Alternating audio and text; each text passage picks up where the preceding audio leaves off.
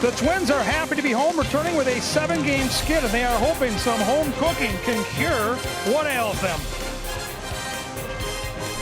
As fans arrive at Target Field, we are finally snow-free. No more shovels to be seen here. Minnesota back at Target Field, welcoming the Cincinnati Reds for their first ever trip to Target Field. It's a little chilly tonight, but it's going to feel like baseball weather this weekend. We expect temperatures near 70 the next 2 days for afternoon baseball. Let's take a look at our series setup. We're a month into the season, but the Twins are just playing their 7th game here at Target Field.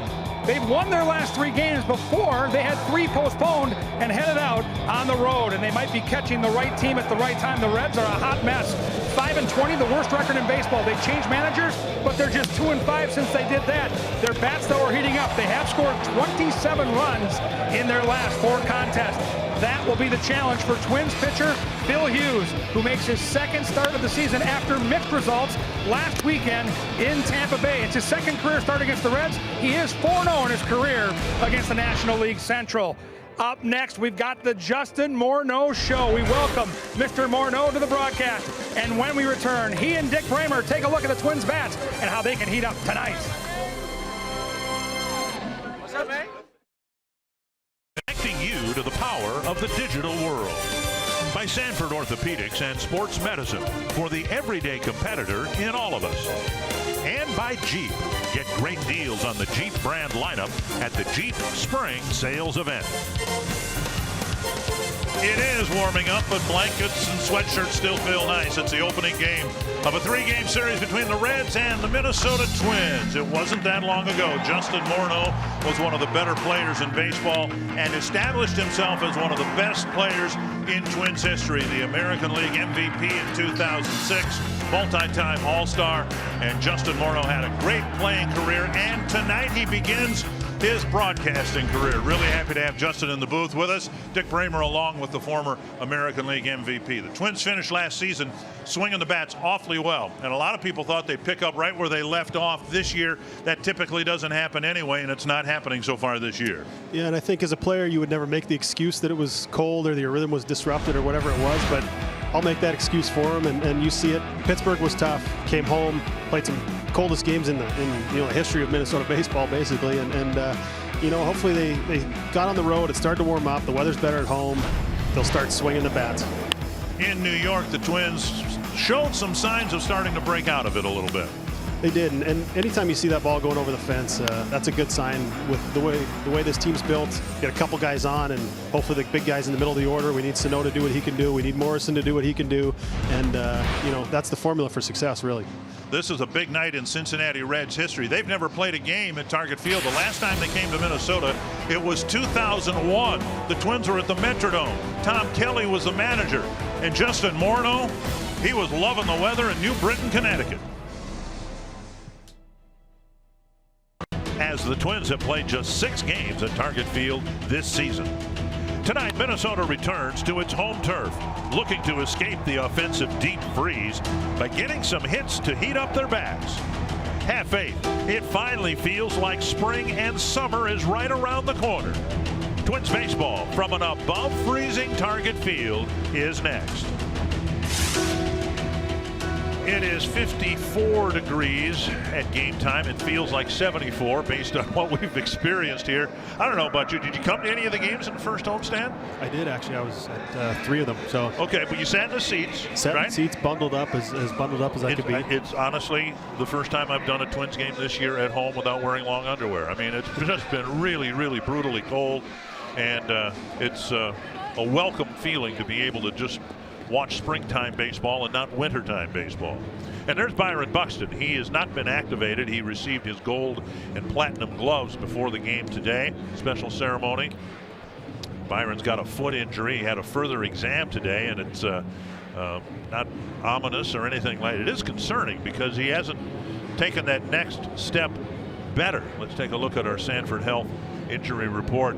He came to the Twin Cities to receive his awards officially, but also to have an MRI on the toe and generally the foot area. He fouled the ball off his front foot, and an x-ray showed no break, but things aren't responding as well as they had hoped, so they had an MRI done, and we'll hopefully get some good news after the game. Yeah, and a guy who relies on his speed, you don't want a foot injury, and you don't want it to lead to something else, a knee or a hip problem. So they want to make sure they get that right for the rest of the season. The Reds started the year with Brian Price as their manager. They fired him about a week ago. Jim Riggleman, who was the bench coach, is the interim manager. I don't think anyone, even Jim Riggleman, imagines that he will have the job long term on a multi-year basis. Let's check out the Reds. Winners of just 5 games so far this year. The Menards batting order. Jesse Winker's been swinging the bat pretty well. Jose Peraza, Joey Votto swinging it pretty well right now after a slow start. Scooter Gennett, Eugenio Suarez, Scott Schebler, Adam Duvall, Tucker Barnhart, outstanding catcher, then the fleet-footed Billy Hamilton.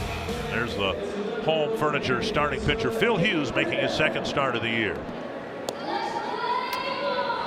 Phil making a start in St. Petersburg. 3 in the 3rd innings, 5 hits. Had kind of an interesting start, a walk to the leadoff man, then he gave up a 2-run home run, then he settled down a bit and then ran into some trouble in the 4th inning. Yeah, it was a little uncharacteristic outing for him. I think to be back on a major league mound, there was probably a little extra adrenaline, maybe a little fear of letting it go, and you know, once he got that confidence, once he got through that big, you know, long 1st inning, it seemed like he settled down, and hopefully he gets off to a good start here. Without Byron Buxton in the lineup, the Northland Ford defense, Eddie Rosario's in left, Max Kempler's in center, Robbie Grossman in right. An infield of Sano, Escobar, Dozier, and Mauer, and Jason Castro behind the plate. 3 games here with the Reds and 3 with the Toronto Blue Jays, and then the Twins are on the road again for a week and a half, and Phil Hughes would like to give the Twins a big lift here tonight with a quality start, and Winker will lead things off. See his numbers, and yeah, he's been swinging it pretty good. Good on base percentage and a good batting average, kind of the old style prototypical leadoff batter, and he takes strike 1. I think he's been the beneficiary of some good luck too. His batting average on balls in play is pretty high, so we'll see if he starts to come back down to earth or if he continues doing what he's doing. Flipped foul over the tarp, and we hope that the tarp stays put for the next 6 days. I think the tarp crew hopes that too. They've had quite a chore here, to be sure, trying to get this field ready. It looks gorgeous. It looks like the grass has actually been growing as of late, so we'll look forward to a great spring and summer of baseball, and maybe some fall baseball here as well. Pitch is up, and it's 1-2.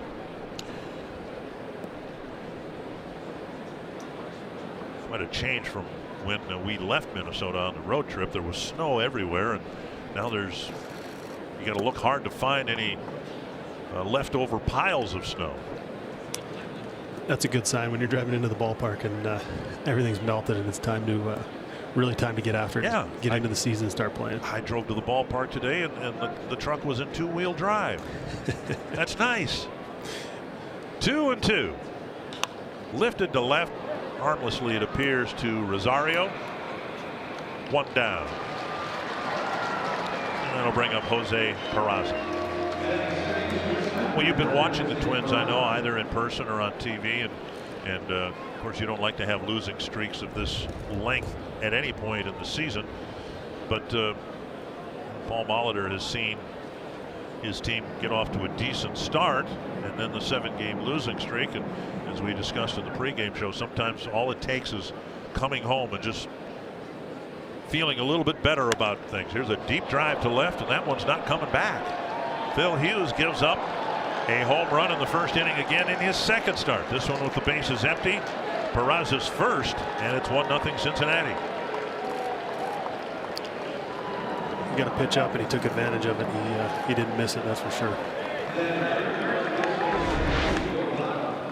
He's trying to go away, missed over middle in. He did a good job pulling his hands in, but you know, get that ball up in the 2nd deck. It looks like the wind's going to be blowing in from left all day, and he nice piece of hitting right there. Unfortunately, didn't get off to the 1-2-3 inning that we were all hoping for, but hopefully he gets that out of the way, settles in, and you know, can do a little better in the rest of this game. There's Joey Votto, and Hughes makes him move his feet. Votto got off to a slow start, but now he's homered in 3 straight games. Twins went into New York, and Didi Gregorius was on a similar home run streak, and they hope to put an end to Votto's home run streak here in Game 1. Yeah, this is a guy you got to be careful with. You got to make sure you make your pitches, and you know, if there's an opportunity. Oh. And that one hit him. Votto took one down and in, and then Hughes went right back in there and clipped him. Yeah, that's the one as a hitter you're not very happy after guy gives up a home run and looks like he missed you with the first one and then hits you with the second one. Obviously, he's not trying to hit him. He's trying to get settled in. The last thing he wants to do is add base runners at this point, and you know, just a misfire that he yanked. And I think Joey would be happy that it hit him in the leg and not somewhere else. So. Home plate umpires Will Little, he hand delivered a baseball to Phil Hughes and had some words with Hughes. Here is Scooter Gennett hitting cleanup behind Votto. This guy was a waiver claim from the Brewers a couple years ago, and he has really flourished. A fly ball to left. Rosario going back and making the catch up against the fence. You look at the flags and they are blowing in from left field above the grandstand area here, but both the home run by Peraza and that ball just seemed to keep on carrying. Now, how can the ball carry when the wind is blowing in? This park sometimes it baffles you. When we were down on the field during batting practice, I was talking to Logan Morrison about it, and you know, it seems like if the flags are blowing in, it's blowing out somewhere on the field, and you don't expect it to carry that well to left, but he made a great play on that ball. When that ball left home plate, I thought that was a medium deep fly ball, and as it was, Rosario had to come up with a good play for out number 2. Missing the outside corner to Eugenio Suarez. Just activated yesterday. Broke his thumb being hit by a pitch, and he healed and came back to the lineup, to the big league roster, in 2.5 weeks. This one lifted to left off the end of the bat, and that still is going to carry to the edge of the track. Buckle your seatbelts. We might have a lot of runs scored here tonight. The Reds get the first run, 1-0.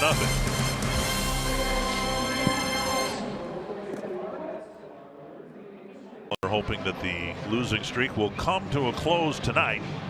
The Menards batting order for the Twins: Brian Dozier in the leadoff spot, Joe Mauer, Miguel Sano, Eddie Rosario, Max Kepler, Eduardo Escobar, Logan Morrison, Robbie Grossman, and Jason Castro. And the home furniture starting pitcher tonight for the Reds, Luis Castillo, making his 5th straight road start. He's got above average stuff. We're going to depend. Obviously, we need everybody in the lineup going, but our left-handed hitters, you know, he's given up some damage to left-handed hitters this year, so hopefully we can get some guys on base for our lefties, and they can carry us tonight. Dozier taking strike 1 and chasing a fastball up and in, strike 2. See, 96 miles per hour, plenty of arm strength. 6th start, but as we mentioned, 5 straight now away from his home ballpark, which is a renowned hitter's ballpark. Yeah, he might not be that disappointed to not pitch there. To make a lot of starts on the road. So.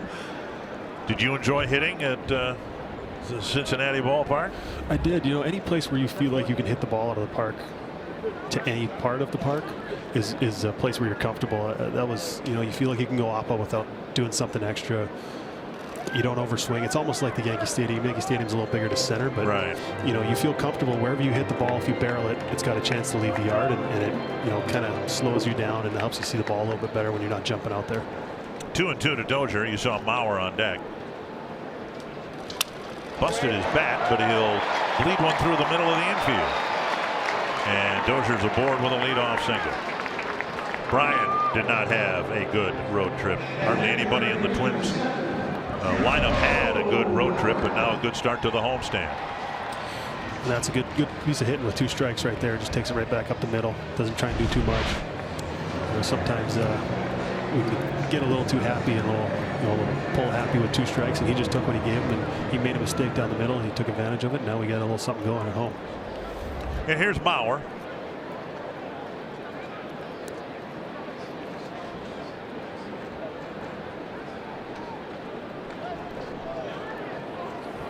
Dozier checked it first. Tucker Barnhart, the Reds catcher, is really good behind the plate. So I don't know how much running the Twins will do in this series, at least while Barnhart's behind the plate. Yeah, Gold Glove winner, just like we saw our guys get tonight. So he's And most of the time you're stealing it off the pitcher. It depends on what his times are to home plate. Most of the catchers in the big leagues have the ability to throw guys out, with the exception of a few offensive-minded catchers. But he's a guy that can really do a good job back there. Well, you had to move out from behind the plate because of the guy in the box right now, right? I mean, you were a catcher. I was. I caught from the time I was 6 years old. It was all I ever wanted to do. But were you any good? I thought I was. Up and away, but by the time we saw you, you'd converted to first base. Shortly, what was it, right after rookie ball, or when did you make the transition? They let me catch for parts of a couple of years in the minor leagues, and then I had elbow surgery. Actually, was what the main reason I moved. I had elbow surgery about a month before spring training was supposed to start, and I just wasn't going to be ready to catch and handle that volume of throws. So they just said, go play first, and they never really moved me back. So I finally got comfortable with it, and I actually was thankful later in my career. Inside now 3-0 to Mauer. Well, later, of course, Joe had to make that same transition at the big league level. Sano on deck. And he's done a great job over there. So it was unfortunate we couldn't see him as the third twin out there getting their Gold Gloves today, because the year he had defensively just goes to show you how good of an athlete he really is. 3-0 to Mauer. Twins hoping to strike early. And there's a pitch called a strike. 3-1.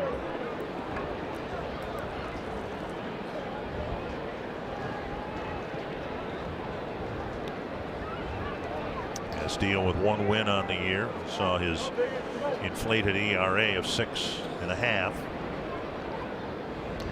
This is a good situation, I feel like, for Dozier to run, because if it's in the zone, Joe's going to swing it. If it's a ball, he's going to take it. Dozier stays put, and another belt high strike. Now 3-2. I think a lot of times early in the ball game, starting pitchers trying to settle in. He gave up a hit. He fell behind. His focus is completely on the hitter, and sometimes you lose track of that runner. And I think you don't always want to run when you have the big bats coming up. You got Sano on deck. Dozier's in scoring position when Sano's up there, so we'll see if he takes off here. He goes, and Mauer takes in the dirt ball for first and second. Sano coming up with nobody out. Northland Ford defense for the Reds. Duvall in left. Billy Hamilton, the National League's version of Byron Buxton in center. Schebler is in right. Suarez, Peraza, Jeanette, Votto the infielders, and Barnhart the Gold Glove winning catcher behind the plate.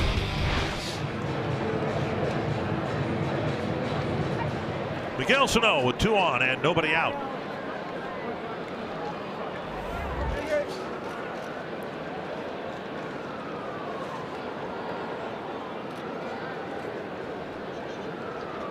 And Dozier runs well. He's the tying run at second base. Breaking ball down and away.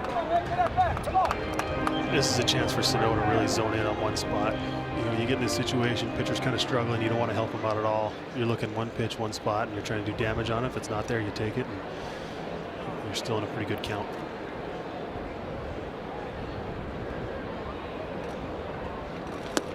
Taken low, and it's 2-0.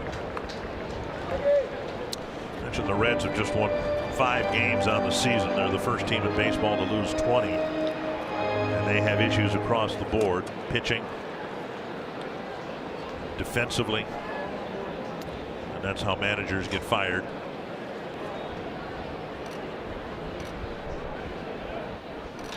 Popped up behind first, and the wind may help push it into the seats. Votto chasing it, and it is just a row or two back. That thing just took off. I think we're starting to figure out which way the wind's blowing tonight anyway.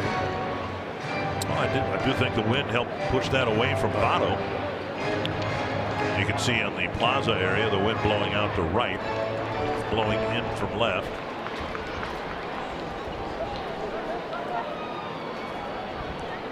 Two and one to Sano.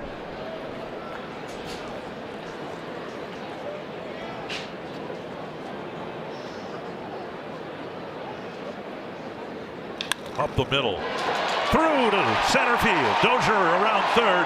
Hamilton's throw sailing on him, and Dozier will score. The Twins have tied it up on an RBI single from Miguel Sano.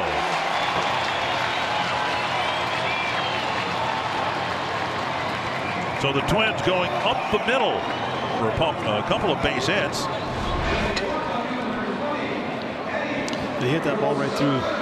They were shading him up the middle, and he hit that ball so hard that Jeanette didn't have time to get to it. It was that was a nice piece of hitting right there. I think sometimes when you get on the road, and your team's struggling, you start trying to do a little too much, and they're just kind of taking what's given them, take the walks, take the base hits up the middle, and then when he makes the mistake, that's when you really pounce on it, and that's when the ball goes in the seats. That's a great at bat right there. Danny Darwin's the pitching coach, and he's making a first inning visit to the mound. Castillo falling behind Sano. Danny Darwin was an awfully good pitcher in his time.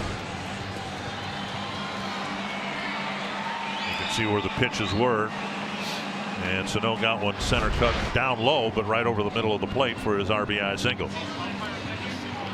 And now Rosario.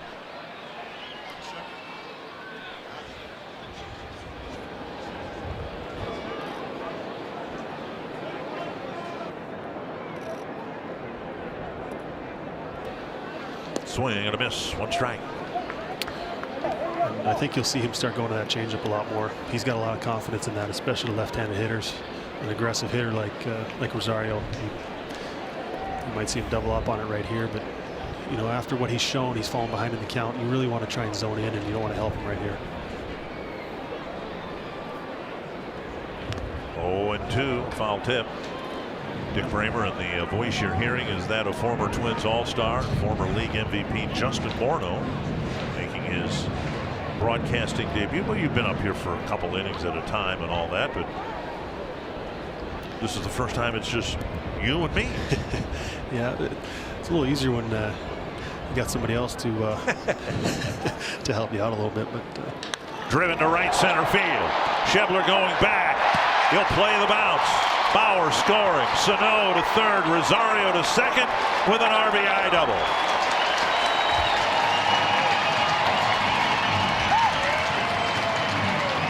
Four men have come to the plate, and all four have reached. Like so many of those hits we gave up in Tampa, 0-2 center cut, and he takes advantage of it. He didn't miss it. Hopefully that gets him going. And Castillo got ahead of Rosario and still gave up the RBI double. And now another left-handed batter, Max Kepler.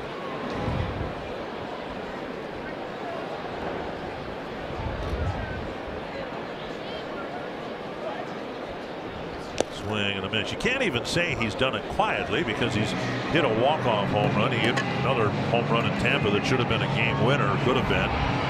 But he's been very consistent. He's done well against both righties and lefties. Kepler, despite the team's struggles offensively, has really been swinging the bat well. Yeah, and I feel like we're kind of seeing him grow into the player that we all believe he can be, kind of in front of our eyes right now. He's getting an opportunity with Byron being out, so he's facing 2 strikes. He's facing everybody, and I think as a hitter, sometimes when you're only facing the lefties out of the pen, your numbers against left-handed pitching aren't going to be very good. I felt like if I could see that starter 3 times, there was a chance that I could get a hit one of those times. But if I only seen that guy coming out of the pen throwing 94, 95, those are tough matchups. So, obviously you never want to see anybody get hurt, but he's getting an extra opportunity here because of it.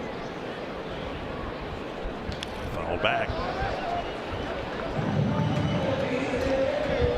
And I think this is the thing that I like about Max the way he is. He's not your typical player now that doesn't matter what the count is, they're going to get their swing off and they're going to swing as hard as they can. He's a guy that's come out and said that he tries to make adjustments with 2 strikes. He's trying to battle. He's trying to put the ball in play because he knows it's a situation. Any ground ball scores a run and hopefully moves up the runner also.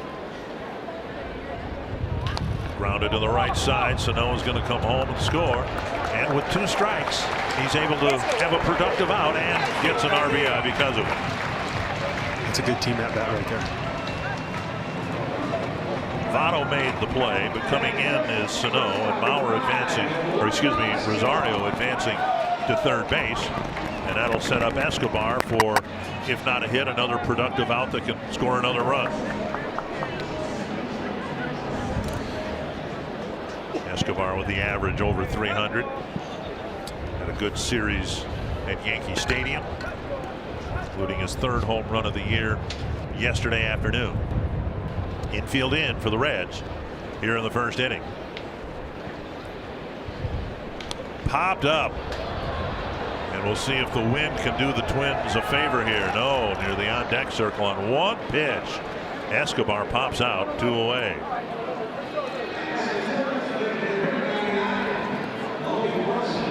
And that'll bring up Logan Morrison.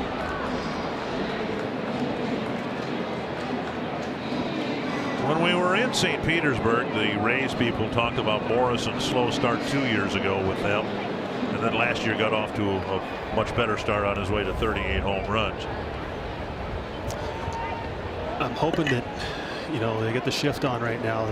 They got 3 guys on the right side. He's got kind of that whole side, even something off the end of the bat, just dribbler on that side. Really a big 2-out hit could get him going. Sometimes it's not necessarily if you hit a home run or you barrel it. Sometimes it's just getting that one, you know, cheap hit, or that one that 27 hopper up the middle, as we like to say, and you know, that'll get you going as much as anything. And Rosario doing a dance off 3rd base. You saw where Suarez was playing, where a shortstop would normally play, and in this instance 50, 60 feet from 3rd base. So the old theory is the runner can take as big a lead as the defender guarding the base, and Rosario feinted down the line, and now Suarez shortens up a little bit closer to the bag. Pitches up, 1-1. That was one of those things that would drive me crazy as a hitter. If you're not going to steal home, you see that as left-hand hitter, you see that out of the corner of your eye, you see that guy running towards you, and it just takes your focus off that pitcher for just a split second. Now, he wasn't really paying attention to him, but I don't really think he's going to try and steal home with Logan Morrison up there with 2 outs and the guys from the stretch. So grounded foul, 2 strikes, and we'll see where Suarez goes now. And you can understand what he's trying to do is he's trying to entice him into a balk right there. He's trying to get the pitcher to look up and make him to make some kind of funny move. But at the same time, a guy who's going through a tough time at the plate, the last thing you want to see is that guy running down towards you, and you're not sure if he's stealing home or not, because if he steals home, you're not going to swing, because you're probably going to kill him if you swing. So, you know, if I'm up there, Logan, I might go in the dugout the next inning and say, hey, just relax over there and just let me hit. 1-2, and now 2-2. Well, I've often wondered that too. The Twins don't have people steal 3rd very often, but whether you're a right-handed batter or a left-handed batter, when someone takes off from 2nd base, as a hitter, do you see that too? Yep, you do, and I think you're aware of it. You know, if you're hitting wherever you're hitting, you're aware what speed guys are on base. And now 3-2 to Morrison. I'd prefer if they went early in the count. Right. You know, because most of the time, if the guys took off, I would say, okay, I'm assuming that you are going to be safe because you're already in scoring position, so you feel like you got that base stolen easy. So I'm just going to take it and let you get to the next base, and I'll give up a strike for you to advance a base. You see it, but foul back. Morrison hanging tough, and the pitch count continues to climb. That fastball at 97, but that was the 29th pitch of this 1st inning. And this is exactly what you want to see. The first game of a series, if you can get into that bullpen early, you get that starter to throw a lot of pitches. And then you get a good look at almost everybody in the pen, because if he only makes 3 or 4 innings, you're going to get a look at the long guy. You're going to get a look at all the lefties. You're going to get a look at everybody, and it's a real advantage to do that in the first game of a series. Foul back again. The subject of Rosario at 3rd base. Twins won a game last year, I think, against Milwaukee on a balk. So it does work occasionally. I'd prefer it on a guy who's either slow to the plate. A left-handed pitcher is probably better because he's not looking at you. You know, it's a little different. He can't see if you're running home. So, I don't know, we got a little something going here. You don't want to do something foolish on the bases or distract that guy who's hitting. Another 3-2 to Morrison. Foul back again. Yeah, when a pitcher is struggling out there on the mound, the last thing you want to do is make an out on the bases. Yes, that's kind of one of those unwritten things that you should know, or you learn as a player. But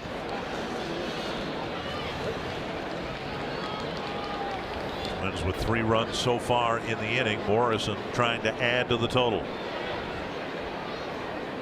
A high drive to right center field. Up, back, and a home run. A home run is called, and it'll be Logan Morrison's 2nd home run of the year. The second base umpire, Ted Barrett, saw it clear the wall, and Morrison, with a great at bat, ends up with a home run. And it's a 5-run first, at least.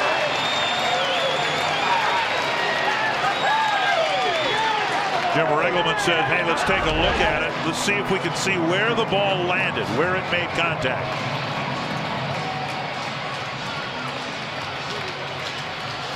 Morrison, who fouled off a lot of 2-strike pitches and worked the count full. Oh boy. Ooh. Did it clear the wall? It looked like it hit that very edge. Well, if it hit the edge, it's still in play. You got to give him credit on a ball like that. He was running hard the whole way. He made it to third, so even if it's not. Well, that's a good point, because that's if the home run call is overturned, they will look to place the runner, and Morrison might very well be given credit for a triple because he did hustle out of the box. But I looked from the angles we had as if the ball hit the edge of the top of the wall but never went over the wall. That's one of those ones where Logan's going, I've had this tough start to the year, and I get a home run and I'm going to have to run back out there to third base after after something like that. So he'll be happy with the hit. That was a great at bat. And I think sometimes an at bat like that, I was going to say it before that swing, an at bat like that can really get you going. He fouled off some tough pitches. A guy with good velocity. He was getting to him without doing anything extra. Wasn't swinging any harder than he normally was. And he saw a whole bunch of pitches. And the more pitches you see, the better chance you have of getting a hit off a guy. And you know, he got his pitch and he didn't miss it that time. I don't think the ball went over the wall. I don't think there's any way that that can be maintained as a home run. And this is not a challenge by the Reds. This is a crew chief review to see whether the ball left the ballpark or not.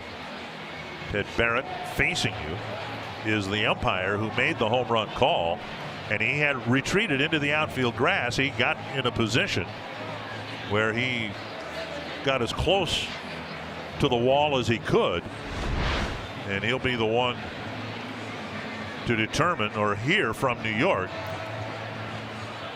Well, that ball didn't go over the wall at all. That'll probably be an extra base hit that'll drive in a run.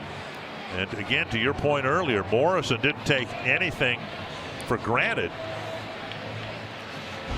Yeah. And it was on his way to third base. And Jim Riggleman, the interim manager, saying, hey, take a look at it, because we're not sure it left the yard, and we've replayed it a half dozen times, and we're still not sure whether it was a home run or not.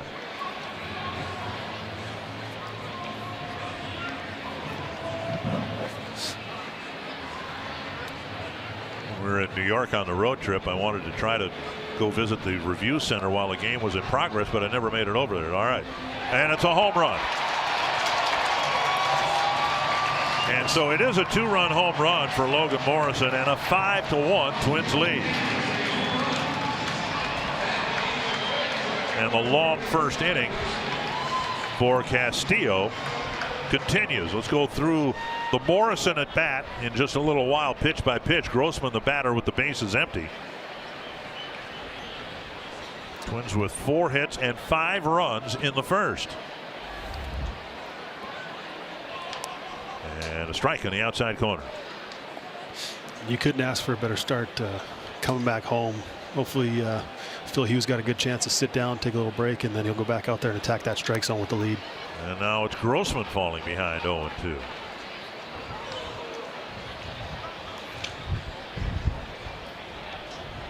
Morrison, the designated hitter, can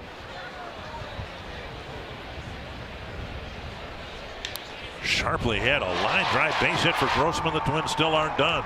First inning bullpen activity for the Reds, as the Twins will send at least 9 men to the plate. Another 0-2 pitch, driven hard for a hit. Evan Shackelford getting loose here in the first inning. And the number 9 batter, Jason Castro.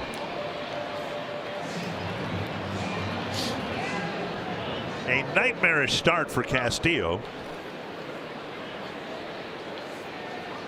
And as you said, first game of the series, it's the last thing you want, because Twins will get a pretty good look at the Reds bullpen if this continues. Castro swings and misses at a high fastball.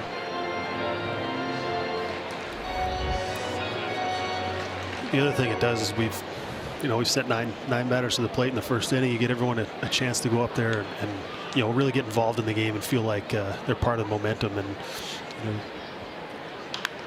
it's good as a hitter, especially if you're hitting lower in the order, instead of sitting around for 3 innings waiting for that at bat, and all of a sudden you go up there, you see a first pitch fastball at 95 or 96, and been sitting around for a little while. I think that it can help hopefully get everybody's bats going, to start this game and start this homestand. 0-2 to Castro. Since the trip to the mound, Castillo's gotten ahead of everybody. He just hasn't got many people out. Escobar fouled out on the first pitch. And Morrison had his long at bat. Grossman laced an 0-2 pitch to left field for a single. Now it's 1-2 to Castro.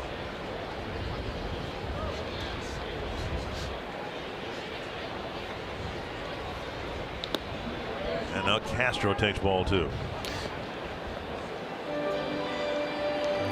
With all the shifts and defenses moving around, it's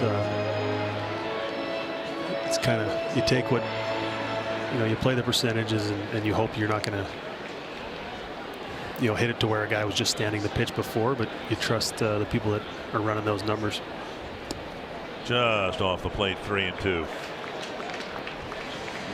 And shifting with 40 pitches already thrown. Shifting demands that the pitcher locate his pitches. And Castillo, with an ERA of 6.5 coming into the game, if you can't locate your pitches, the shifting doesn't do you much good. Bounce to the right side. Votto feeds Castillo, and the Twins send 9 to the plate. 5 of them score. It started early with a Dozier single, then walk, single, double, home run. A good way for the Twins to start this homestand. Time for some scoop from the clubhouse. Let's begin with the starter Phil Hughes, well documented, big hockey and Tampa Bay Lightning fan, but now he's got a partner in crime. Tomorrow's starter Jake Odorizzi. They both were pleased that tomorrow night's game number 1 between the Lightning and Bruins is a 7 o'clock start. And also from the clubhouse, those cool trophies, platinum and 2 gold gloves for Brian Dozier and Byron Buxton on display. Really cool to walk by those. You get a chance to take a look at what those look like up close and personal. Well deserved, guys, with that ceremony before first pitch tonight. Absolutely. Thank you, Kevin. Speaking of hockey, how are the Canucks doing? We just had to go there, didn't we? They're just working on a good draft pick, that's all. There's Scott Schebler. He probably has some family and friends up from Cedar Rapids, Iowa, where he grew up. Here's what happened before the game today. The gold gloves presented to Brian Dozier and Byron Buxton. And then the platinum glove, which is awarded to the best defensive player in the league. And Byron Buxton with, we'll call it hardware, but it's not really hardware because they're actual gloves, software. 2 wonderful honors for Byron and a nice one for Dozier as well. 1-2 to Scott Schebler.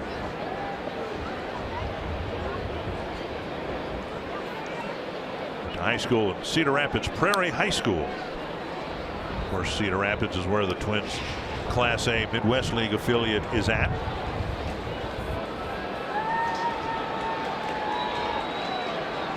Phil Hughes handed a 4-run lead after he gave up the first inning home run. Schebler, Duvall, and Barnhart will hit here in the second. And over the inside corner, 1 down.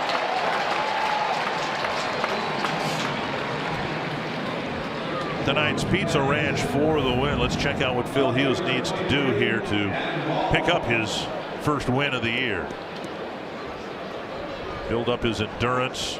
He was taken out in the 4th inning in his last start. Stay aggressive, locate his fastball. And Paul Molitor talked about that. When Phil had his great year with the Twins, It was a 94-mile-per-hour cutter, and he could spot it wherever he wanted to. He went through the whole season, pitched over 200 innings, and walked only 16 guys. But as the velocities come down, of course, it makes it even more important that he have his location when he's out there. And I think sometimes when guys lose velocity, they lose some confidence along with that. They assume because they're throwing 90 as opposed to 94, that's going to get hit further. But if it's a well-located pitch, if you hit your spot, it's going to be hard for the hitter to hit. If you miss your spot with 90, it's obviously less forgiving than missing your spot with 95 or 94. But he's a guy that can pitch the way with the stuff he's got right now, as long as he locates. 1-1 to Adam Duvall, the left fielder. When we started shifting on right-handed hitters, it made me happy. Because it was only ever you did it to lefties, and I go up there and go, you hit a ball right up the middle, it should be a base hit, and popped up, and the only infielder on the right side, Mauer, will retreat. Grossman coming in, and it's Grossman's ball to catch. He catches it 2 away. Yeah, that was one of those. Why do they not ever shift on right-handed hitters? Why do they only do it to us lefties? And they finally started doing it, and it's really affected the way the game's played. I don't know, it made me happy as a left-handed hitter having so many hits taken away by that shift to see him do it to right-handed hitters too. Well, you had an interesting perspective on it. It used to be just a couple of hitters in the league. David Ortiz might have been the first in the American League who were shifted. And then it's commonplace now. Nowadays, if the infield is aligned as it is now, 2 infielders on each side of the second base bag, that's more of a novelty than a shift. It is, and I don't know. I always wrestled with it as a hitter was, am I better off laying a bunt down and getting a hit, or am I up there in the middle of the order trying to drive the ball with the fence? And there's 2 different ways to look at it. You can end of the bat. If you're struggling, that free hit's there. You just have to be able to get it down. But then you're playing right into the other team's hands. They'd rather have you bunt. A guy with myself with not a lot of speed, they're happy if I'm on first because it's going to take 2 hits to score me probably. So, I always went back and forth on that, on what I should do. Big pop-up left center field. Rosario coming in, and he'll make a running catch, and Hughes has a 1-2-3 second inning.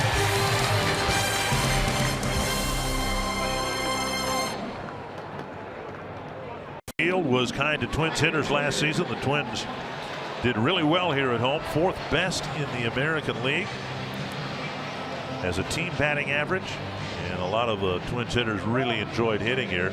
You see that, and then you are surprised, at least I am, that the Twins didn't have a better 1-loss record here at home. They did better in the second half of the year, but they really had some tough stretches, similar to the stretch they had on this recent road trip.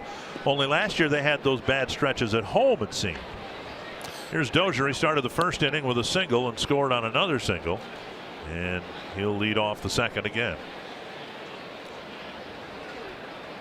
1-0 to Dozier. He'll be followed by Mauer and Sano. Swing and a miss. I've seen catchers throw the bat away after an at bat. I've seen umpires do it. Nobody did it here, and Dozier ended up sliding over Sano's bat. Yeah, it's a good way to get hurt. I think you have one responsibility as the on-deck batter in that situation.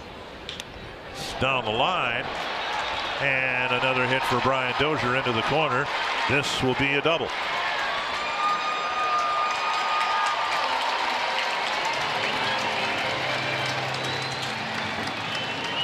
So a leadoff double in the second after Dozier led off the first with a single. And Dozier's happy to be home doing what he does. He doesn't miss those pitches on that upper part of the strike zone, and middle in, he gets the barrel out to it, and he's hustling out of the box, and that leg just looked just fine running around the bases. So you're saying with Sano getting the hit, Rosario, the on-deck hitter, should have come up to clean up the debris. Especially with how close the on-deck circle is here at Target Field. In San Francisco, it's way back, but your responsibility is to go get the bat out of the way and then tell him if he has to slide or not. So you're standing there, you're almost, you're his coach, you're telling him, okay, they cut the ball off, you can tell him to stand up so the guy doesn't have to slide unnecessarily. obviously that was a play where he had to slide, but you know, your job is to run out there, get the bat out of the way, and then back up to the edge of the dirt or, you know, somewhere on the grass, and either you tell him down, down, down, or you're telling him, you know, stand up, run through the plate, whatever you are. Mauer takes ball 2. Mauer followed up Dozier's single with a walk in the 5-run first inning.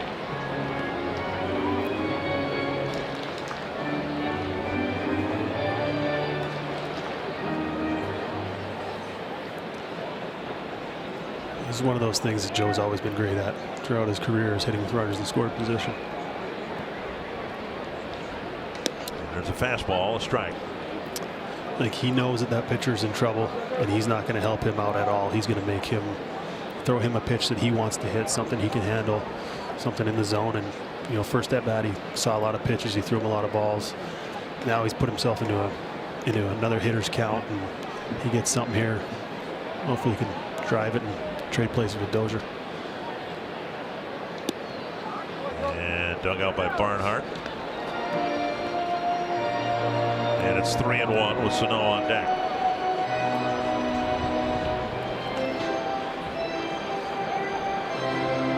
5 3-ball counts. And Shackelford is up, warming up again. I think this is a pitch where you can sell out to a fastball right here with Sano hitting behind you. And it sails wide. Mauer's drawn his second walk. And that looks like that'll be the end of the day for Luis Castillo, who faced 11 batters and only retired 3 of them.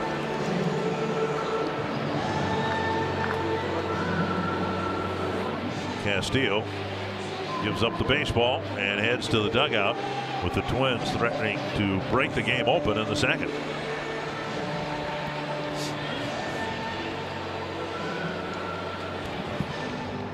Are in town. You can learn more at twinsbaseball.com/links or call 800-33-TWINS. Early exit for Luis Castillo and an early entry for Kevin Shackelford. Took the loss in an appearance against the Braves. And the first man he will face is Miguel Sano. This guy throws a lot of cutters. Right-handed hitter, probably want to look out over the plate. Most of the pitches are going to be breaking away from him. They might try and tie him up inside, but they want to get him out of the way. Around the hands. Ball 1. Reds have an 8-man bullpen like the Twins. 2 lefties, 6 righties. And Shackelford gets the first call out of the pen, inheriting 2 runners in the game that's already 5-1 Twins.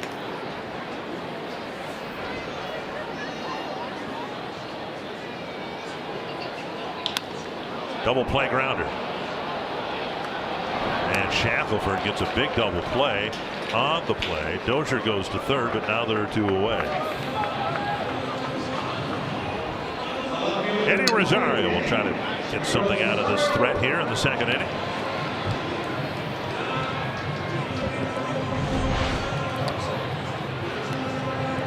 That ball, late movement, started right down the middle and just got on top of it. I think this is one of those situations where, you know, you want to bury him when you have the chance. You get those runners out there early in the game. You don't want to all of a sudden they can start creeping back in this game. Fastball missing inside. Ball 1. Rosario with an RBI double last inning.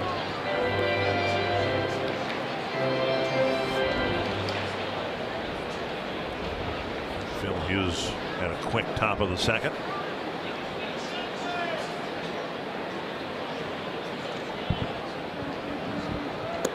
Over the inside corner.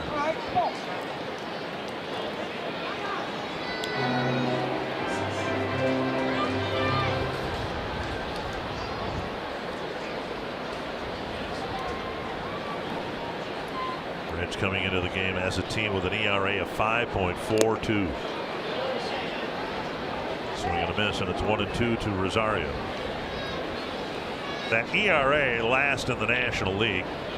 Their team batting average 229, 13th in the league. and the ERA appears to be going up tonight. Nice block by Barnhart. Enjoy your time in the National League? Actually, I did. I was surprised. It's just a completely different game. There's so much more strategy involved. You can't just match up left-handed pitcher, left-handed hitter, right-handed pitcher, right-handed hitter, you know, the way you can in the American League. In the National League, you have to think, when's our pitcher coming up? When are we going to use a pinch hitter? When are we going to, you know, how many pitchers are we going to have to use to get through this inning? And you can't run yourself out. Rosario got a fastball up and fouled it straight back. From the Twins to Pittsburgh, a couple of good years with the Colorado Rockies, including a batting championship. And then you finish your career with the Chicago White Sox. What was up with that? There was an opportunity there. 2-2. And Rosario lifts it foul into the seats. Yeah, the irony of the team that I love to beat the most is the team that I finished playing with and played the last game against the Twins, which was such a funny way. You know, you never really, you think you have a plan, and then reality kicks in and it doesn't work out the way you thought it was going to. But you know, I'm lucky, I'm thankful for everything that I got and the opportunities that I had. 2-2 to Rosario.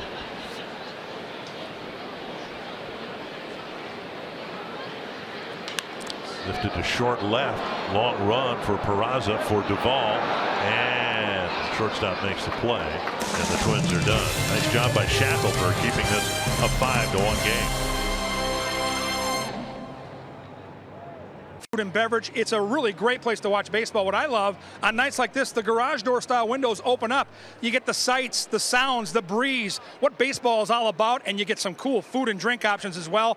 Bat and barrel down the right field line. This place is spectacular. Thank you, Kevin. Dick Bramer here in the booth along with Justin Morneau. Billy Hamilton squaring and taking ball one. And Justin, the longer you're around the broadcast crew here, the more you'll realize that whenever food or drink is involved, there will be Kevin Gord. So we're doing a feature on the bat and barrel thing, and who better to do the the segment from the bat and barrel than Kevin Gord. And I don't think I've been around long enough to make a comment on that. Hamilton showing bunt a couple of times and now has a 2-0 count. And he jabs at it, and it's a foul. 2-1. What he may find is that Miguel Sano is about as good a third baseman as there is at coming in on bunts and choppers. And so if he follows through with a bunt attempt sometime in this series, Sano figures to be a factor. 2-1. 3-1. Mentioned that he is kind of the National League's version of Byron Buxton, but Hamilton can't drive the ball like Byron can, but he does use his speed effectively at the plate and on the bases, and he tried again to bunt. It's 3-2. 5 pitches and 5 squares to bunt. Hamilton regularly steals more than 50, and Byron might do that too. Time on the shelf and not being able to play doesn't help. They're obviously not the same player, but it's similar to Ben Revere. Would try and get on base, and then he would steal second, so it was almost like he was hitting a double up. Right. And Hughes commits the unpardonable sin. He's just walked Billy Hamilton, and that'll bring up Jesse Winker. Join Fox Sports North in the next viewing party on Thursday, May 3rd, beginning at 6:30 p.m. at Village Sports Bar at the stadium in White Bear Lake. I bet Kevin Gorg will be there for that too. You can watch the Twins take on Chicago, enjoy drink specials, register for tickets and prizes and more. Visit foxsportsnorth.com/events for details. It'll be the opening game of the White Sox series. Here is Winker. Hamilton with a big lead at first, and there's a first pitch strike. Castro pretty good at throwing runners out, but hasn't had to deal with the likes of the speed that Billy Hamilton presents at first base. And of course, as you said so many times, base is stolen on the pitcher. And I think Winker's up there, and he knows that he's got Billy over there. Usually when you have a speed guy like that, you're willing to take a couple of pitches to let him run and score 5-1. He's going to make sure that he gets a good jump and that he feels like he's going to be safe. So I wouldn't say he's going to take a chance right here. He's going to really try and make sure he gets a good read on it. The last 4 years and the only 4 full years for Hamilton, he has stolen 56, 57, 58, and 59. So he's on track, you would think, this year to steal 60. One more stolen base than the previous year in his big league career. That's pretty amazing. That's chipped to left, and it'll carry to Rosario on the way. And that'll bring up Peraza, who clobbered a home run his first time up. Now, when you were hitting for the Twins, I don't know, nor do I care about Pittsburgh and Colorado on the White Sox. But when you were with the Twins, who were the base stealers? You had Revere, and who else? Denard Span. Denard Span, sure. Carlos Gomez. Then there was early. Jock would run. Shannon Stewart, maybe. Shannon Stewart. Yeah. There was, and then Louis Castillo. It depended, kind of that second spot in the order changed quite a bit for us. But before they started shifting me, I really liked having the whole right side of the infield basically over. The first baseman's holding them on and the second baseman's playing straight up. You could roll over balls and you get easy hits that way, and guys would go first to third, and a lot of rallies started that way. Like Hamilton was headed towards second base but got back to first.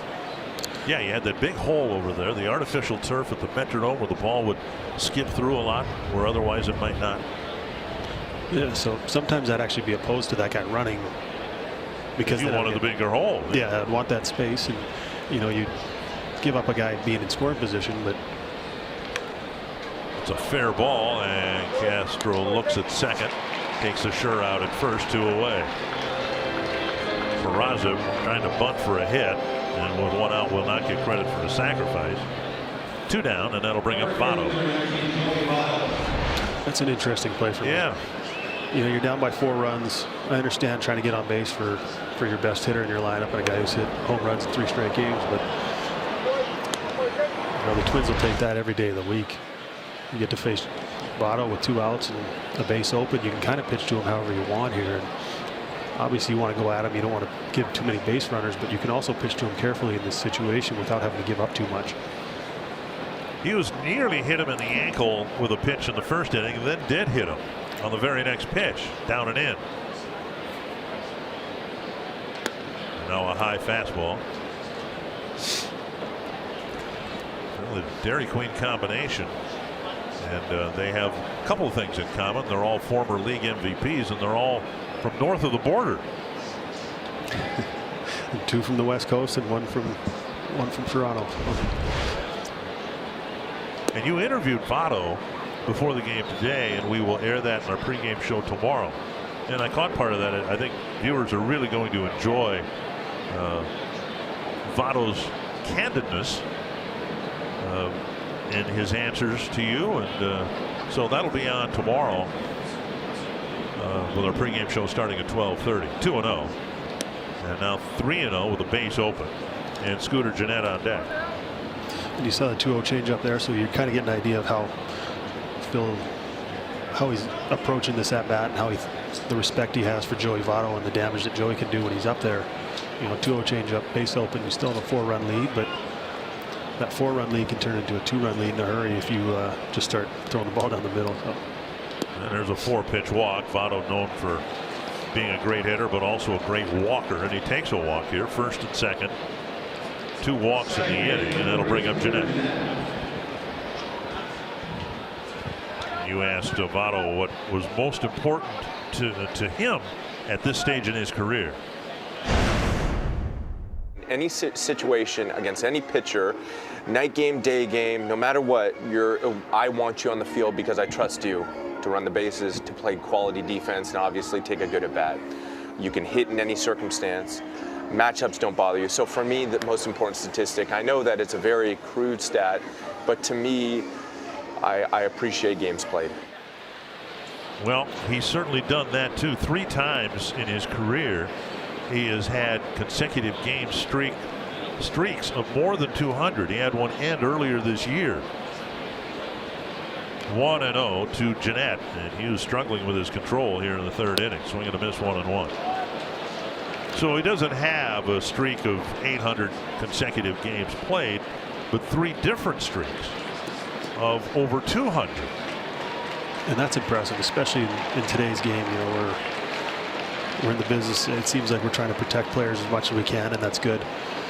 But he sets the example for the rest of these young hitters and these young players on his team that it would be easy for him to take days off, and you know they're off to a slow start. They're not playing the way they want to, and he could kind of just run out there in the matchups that are favorable. Obviously, the manager makes out the lineup, but you know he's in that.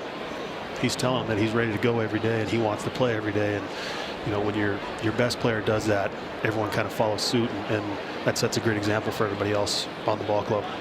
40 pitches from Hughes, 20 strikes, 20 balls, 2-1 to Jeanette. And a foul. That's 2-2. When we talk about Hughes and the great command that he's shown early in his career. Still wish he came to the big leagues as a catcher. For that reason, I don't miss it at all. No. We had Scott Alger, who was the coach here forever with us, and kind of did everything. Every time that would happen, he would look down the bench and go, "So you want to be a catcher?" And Bauer saying, "Yeah, I remember those too." 2-2 to Scooter Jeanette.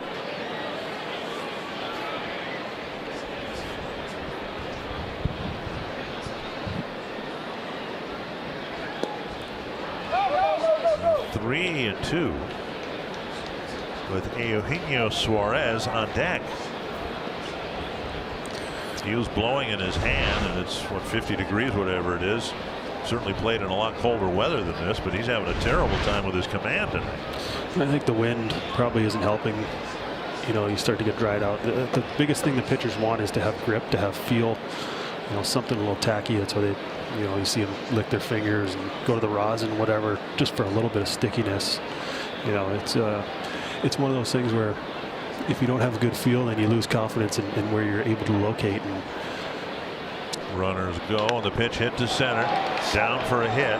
Hamilton will score easily. Votto to 3rd, and the Reds will get the tying run to the plate here after Jeanette's RBI single. It's 5-2.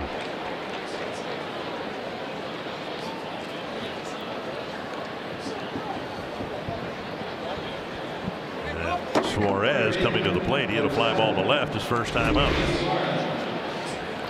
You see Jeanette. There's not many big league hitters that are going to miss that pitch right there. Obviously, 3-2 count. Last thing he wants to do is walk him. Runners are on the move. It's a tough thing to deal with as a pitcher because you're trying to play with the lead and you don't want to walk guys. You don't want to give them free passes. But at the same time, like I said, there's not many guys that are going to miss that pitch right down the middle. So, you know, obviously feels a little frustrated. He doesn't, for a guy who's had command in the past, to all of a sudden not have that command, I can't imagine there'd be anything more frustrating as a pitcher to happen to you, and to be out there, a guy who we said earlier, you know, set the single season walks per 9 innings lowest, you know, the record, and to not have that command that you once had, it can be very frustrating. Suarez, a dangerous hitter, 1st and 2nd, 2 down, and he takes ball 1.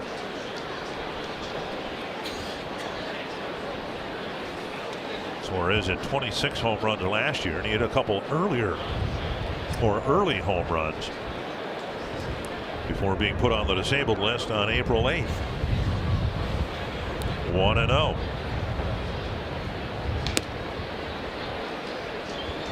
And if their offense is going to turn around, they need him to be a big part of it.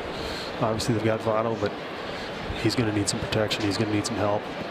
If he's on base a lot, you love hitting behind those guys. It's the same as hitting behind Joe. Guys on base 40% of the time.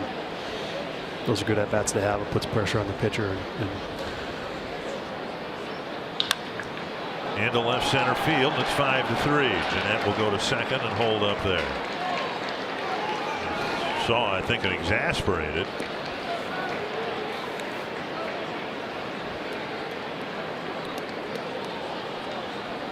Get caught up here on my score sheet. An exasperated call to the bullpen, with the Twins seeing the Reds go to their bullpen in the second inning, and now Hughes really struggling to get the third out here in the third. Darvin Alston with the phone call. Another one right down the middle. Like we said the last time, that's not too many big league hitters are going to miss that. And he barreled that ball. He hit it well. And now you really don't want to let him back into the game. You want to shut this inning off right here. And we got the defense shifted. Blocked by Castro. Well, the walk to Votto was understandable, but then Jeanette and Suarez have followed the walk with RBI singles, and it's Tyler Duffy getting loose in the Twins pen. And if you're going to pitch Votto that carefully, you have to make sure that you attack the guys behind him. You know, if that's the one guy you don't want to let beat you, and you're going to go after those other guys, then you really have to go after him. You have to get aggressive and try and get that first pitch strike, and then get him to chase. Called strike 1-1. Kepler was called out on strikes leading off the second inning.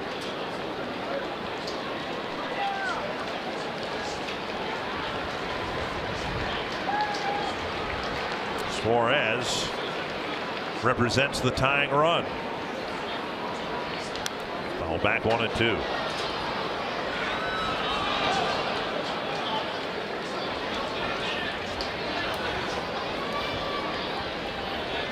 This will be the 50th pitch for Phil Hughes. Nothing extraordinary about that. The 50th pitch could wrap up the third inning, but he had such a quick second inning, has really had to work here in the third.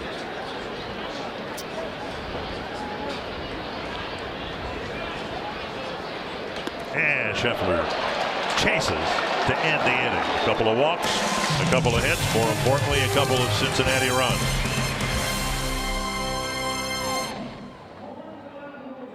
Strike to Morneau.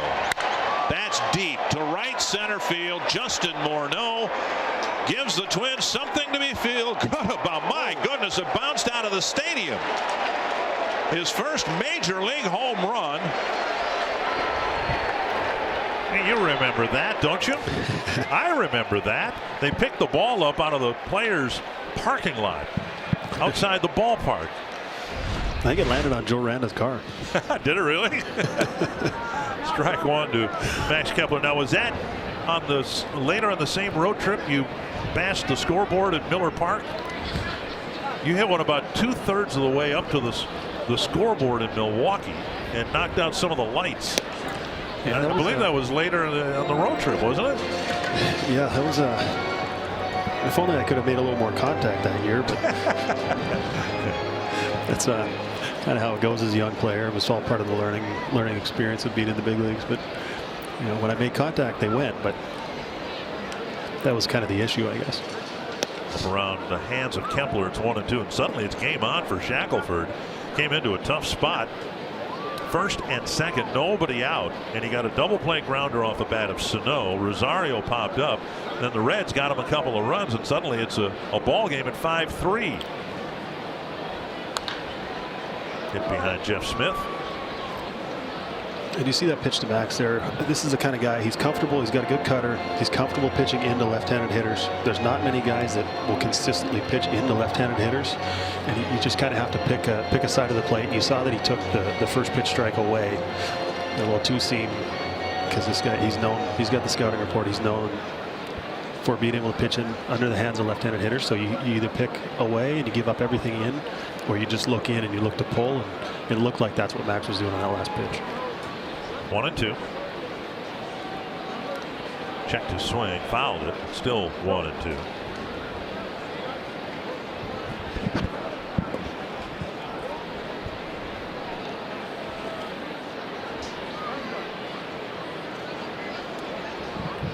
Kepler, Escobar, and Morrison in the Twins' third.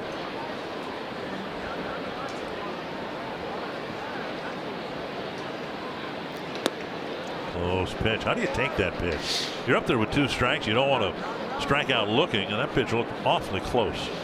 Yeah, that was a real good take right there. Looked like he had a little late movement down. I think sometimes with 2 strikes, you try and your thought is either get the ball up or get the ball over the plate, and it looked like he kind of was giving him inside on that pitch. Pop up, that'll reach the seats. You know, the Reds have obviously had a tough start to the season. Last 4 ball games, teams have jumped on them early, and in the first 2 of that stretch of 4 games, they've come back and won, and they came back and tied the game yesterday. Votto with a home run, leading the Reds to a comeback. So they're used to being where they've been at here in this game, and are showing signs of coming back again here tonight. 2-2 to Kepler. And I think you kind of see that with a team that's rebuilding like Cincinnati. You know, the 3 starters we're going to see in this series, 25, 24, 23 years old. They're going to have those starts that, you know, sometimes don't get out of the first or the second inning, and puts a lot of pressure on the bullpen. But landed 3 feet in front of the plate. Now it's a full count. You know, you want to give those guys a chance to work their way out of jams. You want to give them a chance to figure things out. You want to give them a chance to learn through those experiences, you know, and through those situations. It's tough as a player to be out there and be part of that, but at the same time you understand that you're trying to develop these guys and you're going to need them if you're going to win in the future. Speared by Jeanette. Kepler had a great at bat and hit a scalding line drive, and Jeanette was able to pull it down 1 away.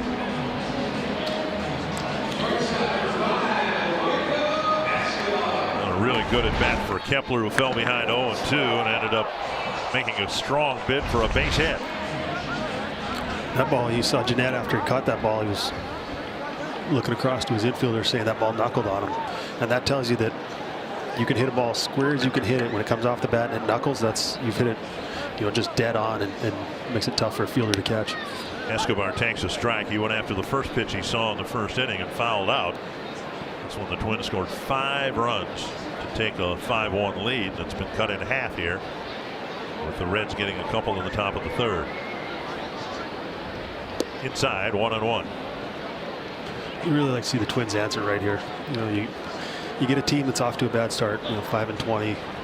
You want to try and, you know, keep the foot on the gas pedal, so to speak. But it's one of those things where you don't want to give them life. A team that's down, you want to keep them down. You don't want to give them a chance to come back in it. They're going to miss, and it's 1-2. And they had a great opportunity to do that in the second, with the leadoff double by Dozier. Mauer walked, and Shackelford entered the game and did a great job keeping the Twins off the scoreboard. 1-2 to Escobar.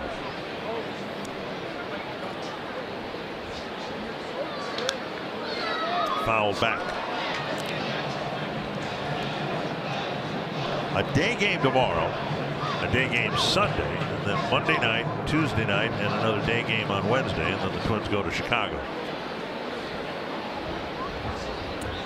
Morrison on deck.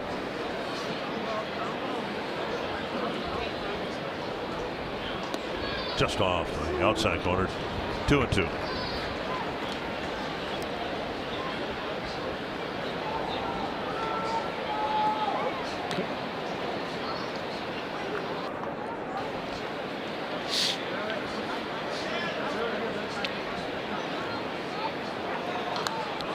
Escobar fought off a breaking ball to keep his at bat alive.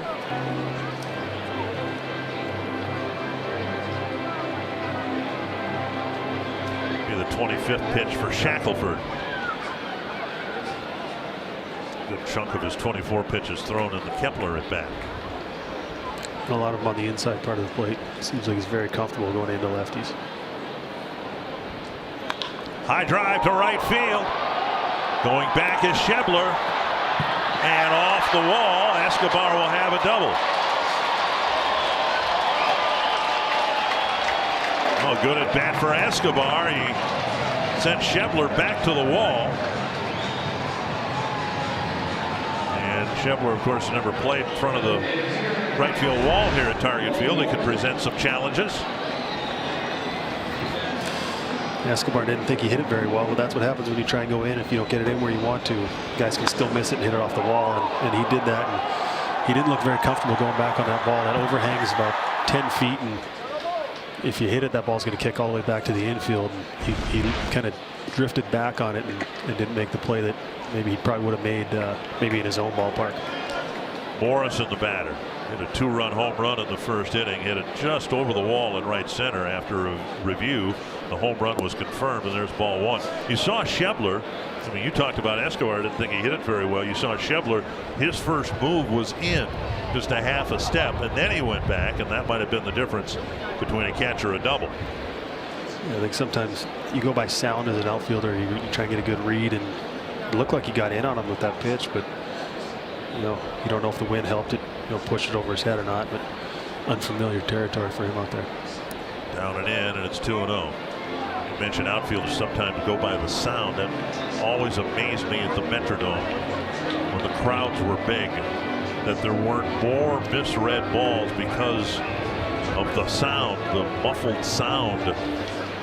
We know about the white roof and all that, but to me, the outfield at the Metrodome had to have been one of the hardest to play in any big league ballpark. 2-0. Scalded to right. Pounded against the right field wall. And Morrison will have an RBI single. And if anything, he may have hit his single harder than his home run. That's a big run for the Twins. That's a great sign right there.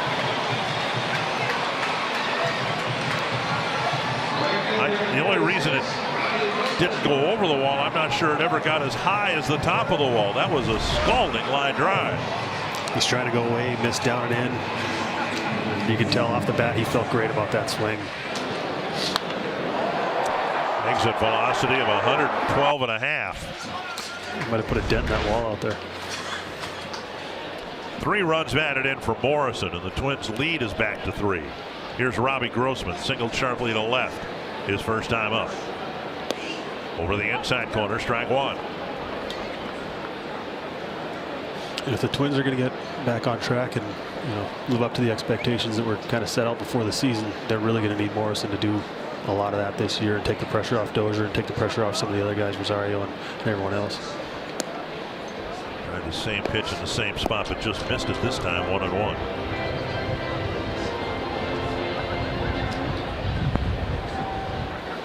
Talked about Kepler getting an opportunity because of Buxton's inability to play. So too Robbie Grossman's getting more regular playing time because of that. Kepler playing a lot in center field. That opens up right field on many days for Robbie to play. And he's showing signs of getting out of the early season slump. The home run yesterday and a really good at bat in the second inning, getting a line drive single to left. And it's hard not to play every day, to keep your timing, to feel comfortable at the plate. Sometimes if your guy only plays every 3 or 4 days, you got to sit there and it takes 1 or 2 at bats before you really feel like you have your timing back. And he'll be a real beneficiary of this playing time here. And even when Byron comes back, hopefully it's got his swing to where he feels comfortable, where he's standing up there in the batter's box. Even if he doesn't play for a couple of days, he had those reps early, and now he's up there going, all right, I got my ace swing today. I can do some damage, and he's an important part of this team too. And swing 3-2 with Jason Castro on deck.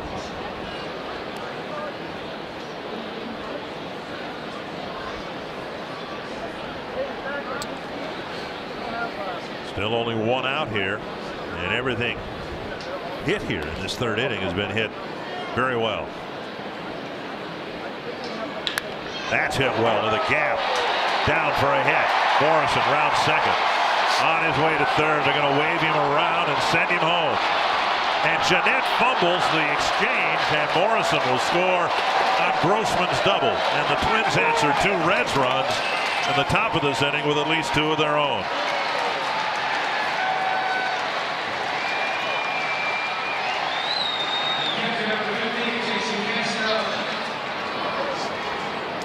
And Shackelford looked, as he pitched in the second, like he was going to be some welcome relief to the Reds, but now he's getting hit very hard. I think he's trying to pitch in, and I think it's probably got through the Twins dugouts, hitters talking to each other, guys looking at the video inside going, he's trying to live inside, he's trying to get us out inside, and you see hits have been on the pull side this inning, and he's made some mistakes over the plate, but I think guys are starting to look in there. He's going to have to go back out if he wants to get some outs and get out of this inning.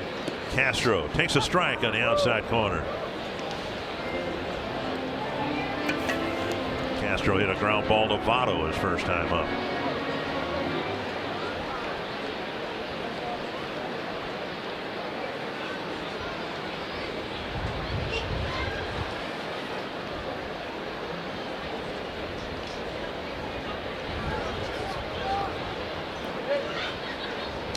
No activity in the Reds bullpen. And Grossman at second. Twins have already pounded out 9 hits. Only 6 batters have been retired. And then Bauer's walked a couple of times.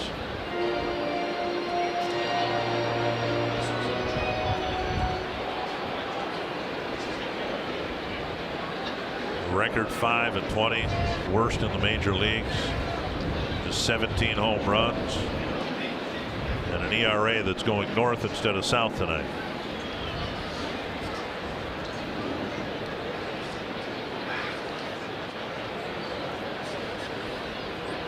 Two strikes to Castro. Chop to the right side. Votto to a knee. Feeds the pitcher 2 away. Grossman goes to third base.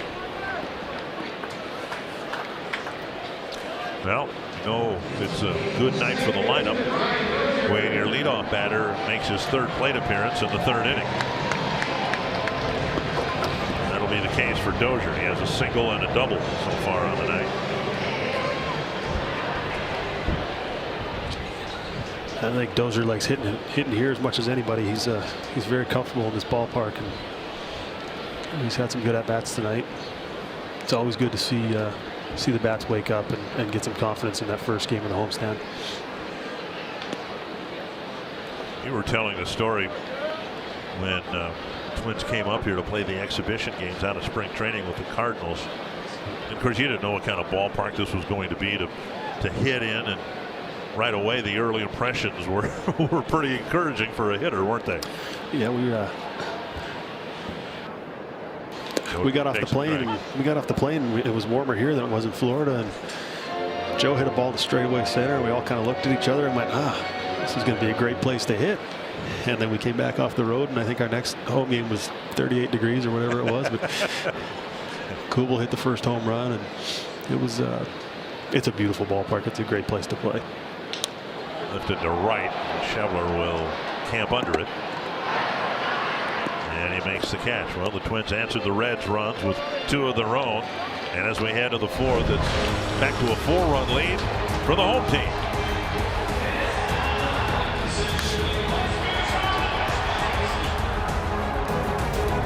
Rail to trail multi-use trails in the state. Not to mention our avid bike culture everywhere else. Minnesota ranked number 2 on the annual bicycle-friendly state rankings by the League of American Bicyclists. I didn't even know they had an organization, and has many other awards for being bike savvy, friendly, and healthy from all the biking, of course. There's a high fly to deep left field. Off the wall. And Duvall thought he'd hit it out. He's now just getting to second base. I think when he hit that ball, he thought he hit it out. For endless ideas for the perfect getaway at exploreminnesota.com, share your favorites with #OnlyAnMN. Leadoff double in the 4th for Duvall.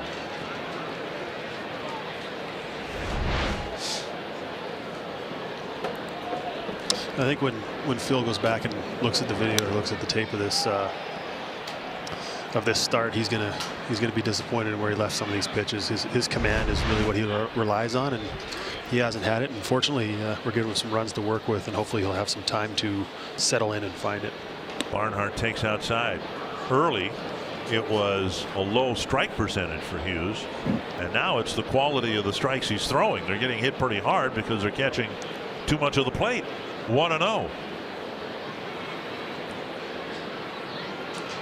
Foul back. The Twins, unfortunately, given the pitching woes on the road trip, are in a situation where they're given the lead. They fully hope Phil Hughes to give them at least 5 innings here tonight. There were enough short starts for the Twins on the road trip to take them to Memorial Day. 1-1, and a ground ball to Dozier, and a ground ball out with Duvall going to third. There's a couple of schools of thought on, how do you pitch with the lead? Do you pitch differently? Do you stick with your game plan? Do you want to not look like you're nibbling? Do you want to not give them free passes, no walks? And I think Phil's a veteran guy, and he knows that the bullpen has been overworked the last few days, and he's trying to get through it. So he's trying to, get ahead in the count. And unfortunately, he's missing, over the big part of the plate. But you see a veteran guy out there working, and he really wants to save that bullpen. He wants to get some length, and obviously he wants to do well for himself. But he realizes that the deeper he pitches into this game, the better off the bullpen's going to be for the rest of the series. And 6 days in a row, no off days at home. So it's really beneficial the deeper they can let him go into this game. And with the lead, I think his leash is probably going to be a little bit longer than it normally would be, in a one-run ball game or something like that. Duffy is warming up for the second time. Hamilton with strike 1 and now ball 1. Hamilton drew a 6-pitch walk in the third, and before every pitch got to home plate, he squared to bunt. He obviously took 4 of them. He bunted 2 foul.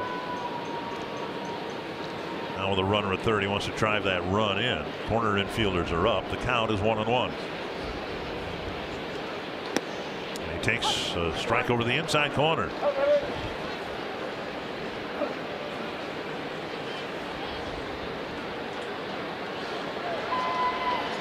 This is sometimes a tough read as a base runner. When you have a speed guy like that up and the corners are in, you're trying to make sure the ball goes up the middle and you're not running into an out at home plate.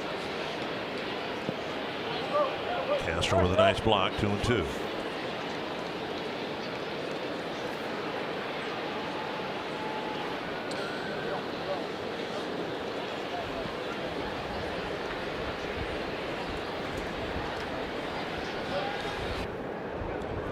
Hughes was taken out of the ball game in the 4th inning in his start in St. Petersburg.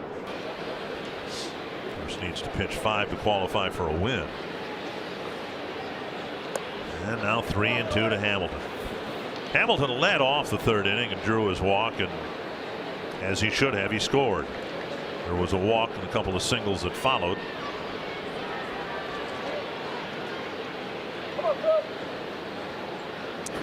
Full count to the speedster.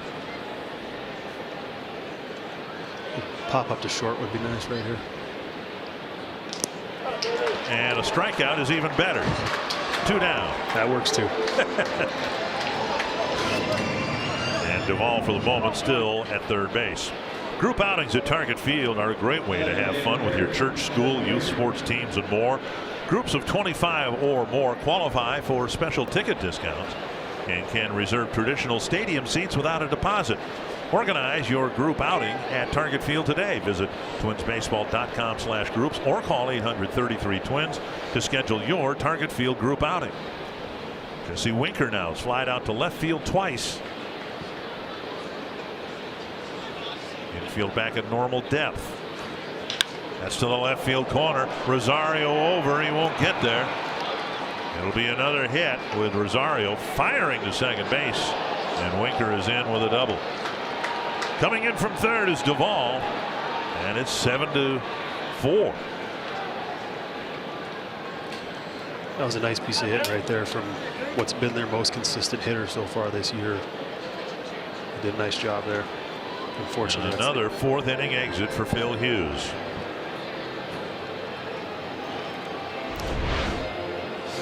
Trying to come in, missed on the outside corner, and he just did a nice job of just going with that pitch, getting the barrel to it. And Eddie did a great job playing that ball off the wall to make that even close right there. But it's unfortunate for Phil that he couldn't pitch deeper into this game. Tyler Duffy will come into the ball game for the 2nd time this year.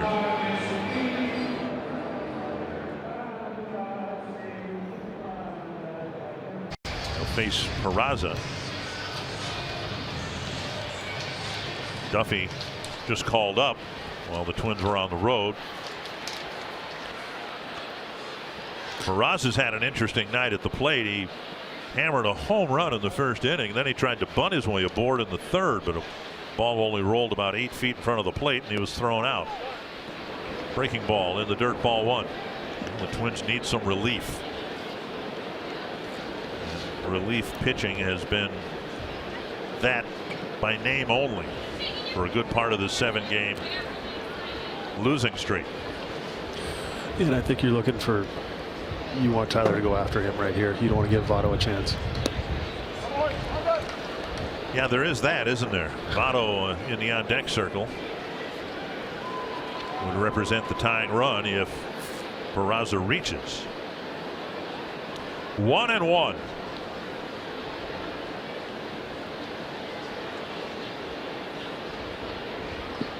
And it's blocked by Castro. The breaking ball has been out in front of the plate.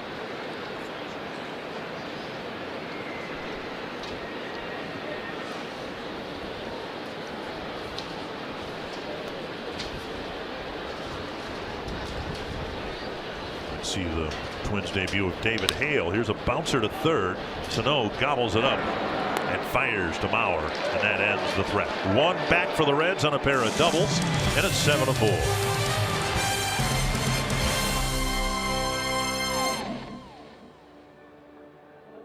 .com and your local Northland Ford dealer today.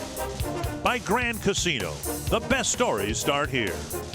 And by Menards. Save big money at Menards on all your home improvement needs. Twins fans watching the game, some of them huddled around the heat lamps that are strategically placed around the ballpark. No heat lamps, though, here in the broadcast booth. You're huddled around your hot cup of coffee over there. So Mauer taking ball 1. He's already walked twice. Mr. Rugged Canadian here, and then you were complaining during the inning break a little while ago. It's cold. There's a little wind blowing up here, but I'd rather be warm and I don't know, called soft or something. You notice the tie there? This is University of Minnesota night here, so I wore my Gopher tie. I didn't wear mine. And I got my Gopher cufflinks here. I got my Maple Leaf cufflinks. Do you really? Oh yeah. Toronto Maple Leaf or Canada Maple Leaf? Canada Maple Leaf. Very nice. I like that. Figured the first broadcast I'd break them out. See the hats on the prior shot that the Twins gave away to the people who bought the special ticket package. Mauer's already walked twice, and now it's 3-0.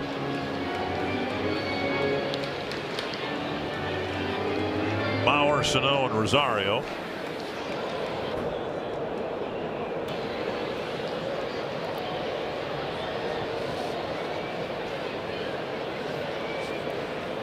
Wow. And Joe's on base percentage getting a boost tonight. 3 walks, and now Sano, who's driven in a run with a single, and he's also bounced into a double play. Watching Joe's at bats always amazes me how, you know, I think he has one of the lowest all-time swing percentages in the first pitch, and how guys still can throw him strike 1, and they get behind in the count, and then they start nibbling and they start kind of shying away from the strike zone. He ends up 3 walks like he has tonight, and even with a guy like Sano hitting behind him with a ton of power, it'll just tell you how hard this game is and how hard pitching is. And you know, even when you know a guy's not swinging, you still can't throw it where you want to sometimes. Saw David Hernandez warming up in the Reds pen. You've heard it said of some hitters that they're comfortable hitting with 2 strikes, and with Joe it almost seems like he prefers it.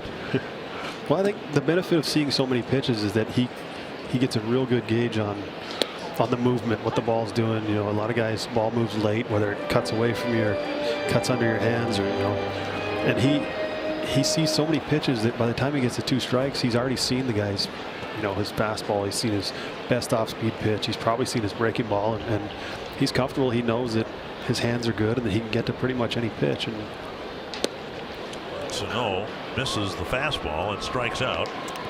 You know, the last few games have done a nice job cutting down on the strikeouts, but Shackelford gets him here. 1 down. That'll bring up Rosario.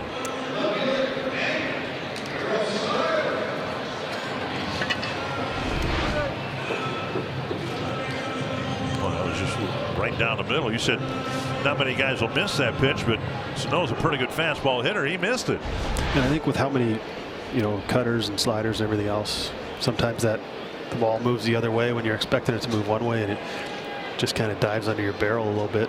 And he'll probably have nightmares about that one tonight, but he'll be laying there. But as long as the Twins hang on to win this game, it won't hurt as much, I think. Rosario takes outside a ball. He has an RBI double, a run scored, and then he popped up to end the second inning.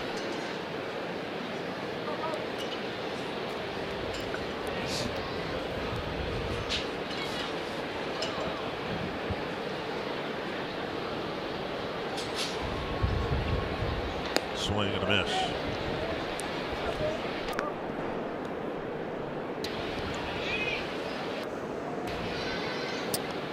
You see sometimes the defense as a first baseman with a guy, Joe hasn't stolen bases like he did earlier in the career, so he's given himself a little more time. Votto is over there with left-handed hitter up and a guy who can pull the ball with some authority. Big pop-up again behind third. Suarez circling around and drops the ball.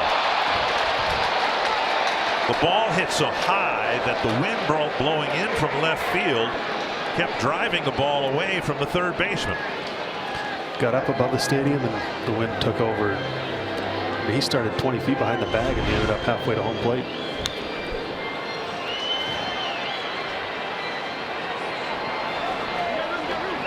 And I don't know whether they've called an error. No play is what they've said. So the at-bat continues and the count is 1-2 to Rosario. That's a bad feeling as a player. Driven to right. Schebler is back. And that's out number 2. Sounded like and looked like he hit it right off the end of the bat. And that'll bring up Max Kepler.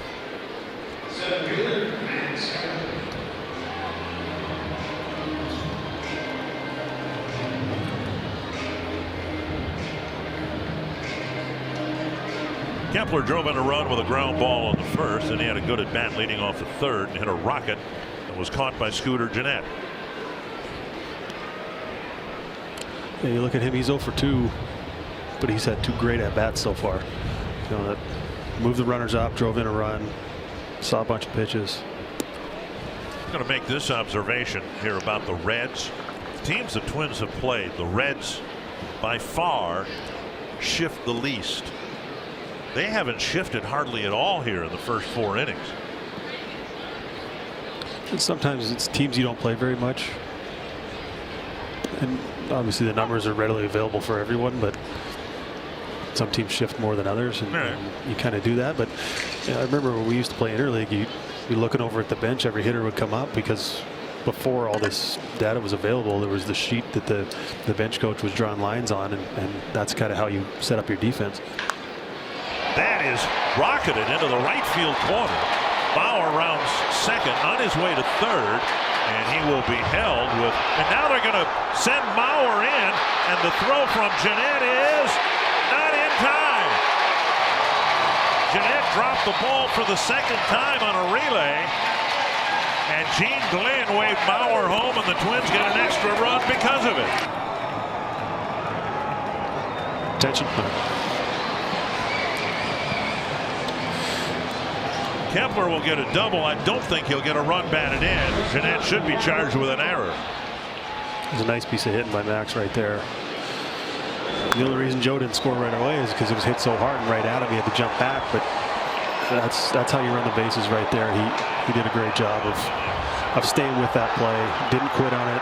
He easily could have just held up and jogged into third base, but he stayed with that play. Look at him watching the ball. Yeah, he did that on his own, didn't he? Yeah, that's great instincts as a baseball player, and that's the. Votto didn't catch the ball because I don't think he saw it. He had Mauer screening him a little bit right in front of him. And an absolute bullet into the right field. The Twins get a run back. It's 8-4. Kepler does get his double, but no run batted in, and an error is charged to the right fielder, Schebler.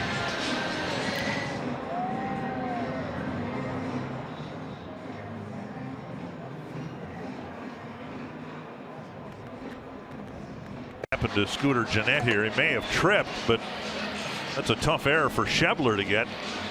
I'm not sure what Gennett, as he was backpedaling, whether he lost his balance or what, but the error goes to the right fielder, not the second baseman. It's a skate save and a beauty right there. No, that's a tough error for Schebler. I think what happened there is you usually have a double cut, and the first cutoff man knows that Votto was in behind him, and if you can't catch the ball in a long hopper in the air, you're supposed to let it go, and the guy behind you makes the play. So he was expecting that ball to hop right to Votto, and Votto would cut it off. He becomes the cutoff man, and he throws it into home. Unfortunately, he couldn't get out of the way. The ball it just took a hop and hit him right in the leg. But you know, it was that's one of those things you work on. And that's a communication thing. Joey might have been yelling, "Let it go," or you know, cut it or whatever it was. But you know, that's those two guys. That's one of those spring training. Early on the field, you're sitting there going, this is monotonous and it gets boring, but it's the difference between getting it out or giving up a run. Barnard had to go to the mound after the first pitch as he and Hernandez were apparently crossed up. And so the Reds have just 3 mound visits left, and we're only in the bottom of the 4th inning.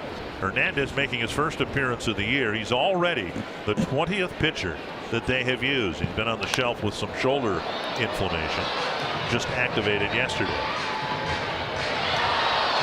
2-1 now to Escobar. 10 hits for the Twins, 8 runs, and they have answered every time the Reds have scored. Reds got 1 in the first, Twins got 5. 2 apiece in the third, and 1 apiece so far here in the fourth.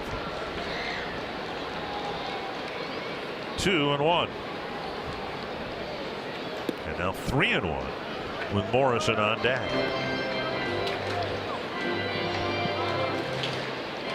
The way Logan's been swinging the bat tonight, I think he'd be happy to get up there with runners on first and second again and a chance to do some more damage the way his swing looks.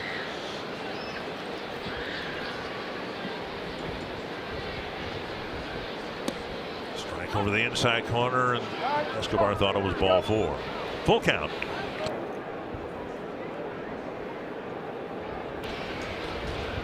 Reds signed Hernandez to a 2-year contract toward the end of January. Well, we didn't see it on the replay, but he set up away and then he jumped inside real quick and just making sure they're not giving location from the runner at second base. And Escobar strikes out. The inning ends, but the Twins get a 2-out double from Max Kepler thanks to an error. A run scores, and the lead is back to 4.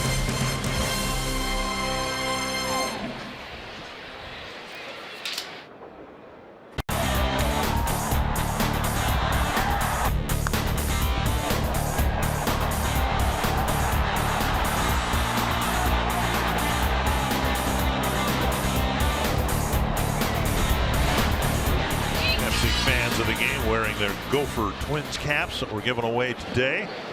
Dick Bramer, Kevin Gorg, and Justin Morneau. And as if on cue, there's Votto with a long blast to right. Way out of here. Votto now has homered in 4 straight games, and Tyler Duffy's already given up 3 home runs in his young season, and it's back to a 3-run game.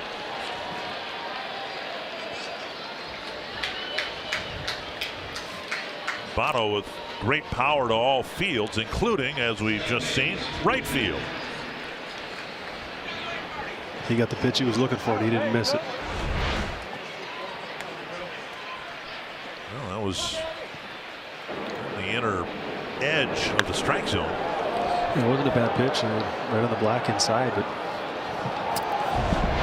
I'm assuming that Joey was looking in there if he's going to swing early in the count like that. He was looking probably middle in and looking for something to drive, and he just got the pitch he was looking for and took advantage of it. Gennett will bat. A warning track fly ball to left in the first and an RBI single in the third. The Reds keep coming back at the Twins. It's a 3-run game. And a base hit to left for Gennett. Tyler Duffy got the last out of the fourth. Now some solid contact here early in the 5th. Talking about the Twins yesterday making a waiver claim. David Hale claiming him from the Yankees. He's with the team. He's in the bullpen, and the way this game is going, he may make his Twins debut here tonight. Eugenio Suarez will bat a single his last time up.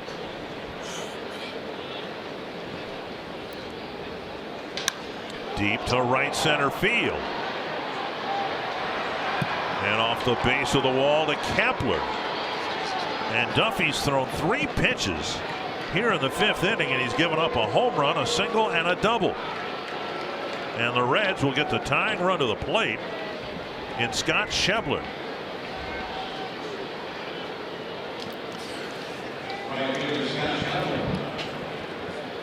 It just looks like they're being aggressive. They're early in the count, and they're not missing it. It's, I mean, right down the middle. You couldn't throw it more down the middle than that pitch was down the middle. And I don't know if sometimes as a pitcher you assume that they're not going to swing at 3 first pitches in a row.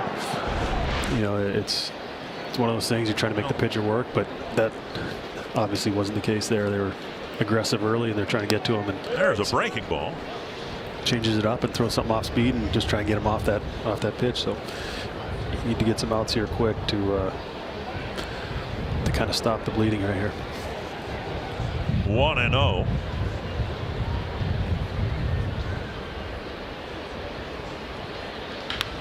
And that's a base hit down the line. Jeanette will score. Suarez will score. And a 2-run single has made it a 1-run ball game. 4 hits on a total of 5 pitches.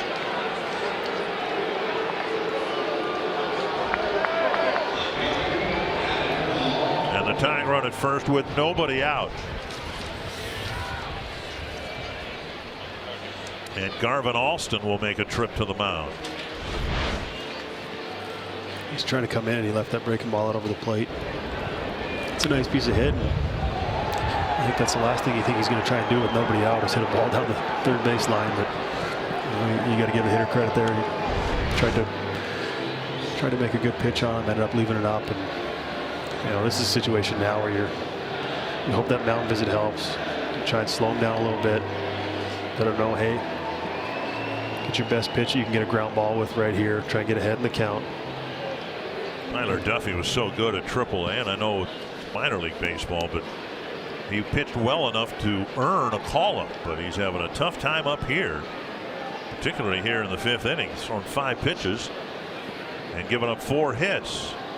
Ryan Presley and Taylor Rogers getting loose down in the Twins pen. Duvall the batter. Breaking ball in the dirt. At least Duffy's thrown some of the breaking balls here, but even the second one to Schebler was hit hard down the line.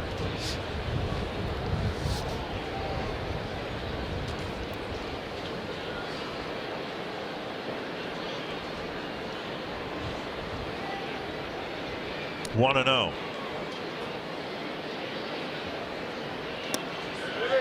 And now a fastball missing. 2-0. As we said when Duffy entered the game, the Twins need some relief pitching. They need some relief. So far, Duffy having a hard time providing any. Phil Hughes had another short start, taken out in the 4th inning.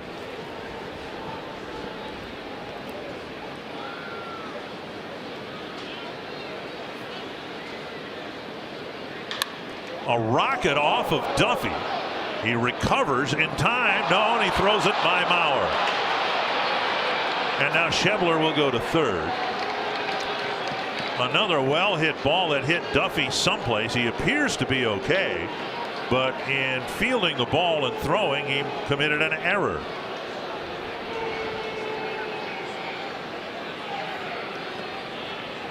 I don't know if it hit his glove or what. Yeah, he had it in the glove. If he doesn't catch it, I think that ball's right at Dozier. It might turn a double play right there. The Reds teeing off on Tyler Duffy and knocking him out. He pitches 1/3 of an inning. And the tying run is at 3rd with nobody out. The go-ahead run is at 2nd. And Tucker Barnhart will hit for the Reds against Ryan Presley. Trouble in the 5th And the Reds are jumping right back into the game. They've got the tying run at third. Desperately in need of a strikeout or 2 or 3. The Twins have brought in their best option to do that. Ryan Pressly. He has pitched 13 innings and struck out 18 men. And with the tying run at third, Pressly will try to strike out Tucker Barnhart.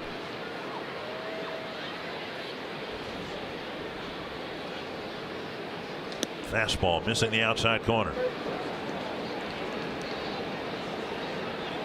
We got the infield back, except for Sano at third base. People wonder why wouldn't you play the infield in right here? Nobody out. You try and avoid the big inning. You hope a ground ball to second or to short. You only give up 1 run. Infield's in. Sometimes that ball can squeak through. Outside at 94 again. Twins are trying to avoid a bigger inning. With the Reds already putting 3 up on the board. They've scored in every inning but the second. Somehow find themselves still behind by a run. Schebler drove in a couple with a single, and he's 90 feet away.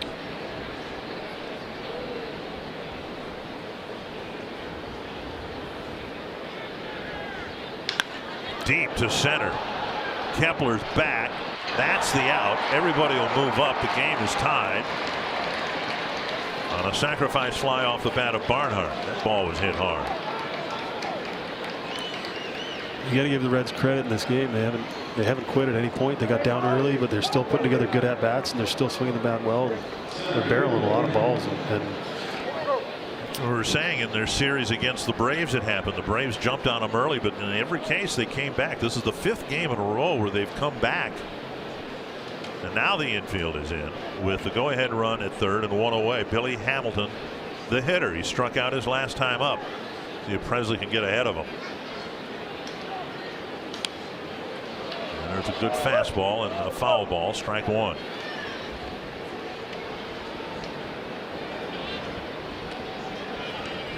It's a National League club. It might be interesting to see if they try somehow some kind of squeezer or something right here. It's a lot more common with the bunting in the National League than it is in the American League. Obviously, I don't think you'd see it too often in the American League in this situation.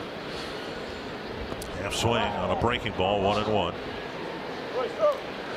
That's a tough play with the infield in too to bunt. You know, everybody's going to be crashing towards home, and you're going to kind of see it. So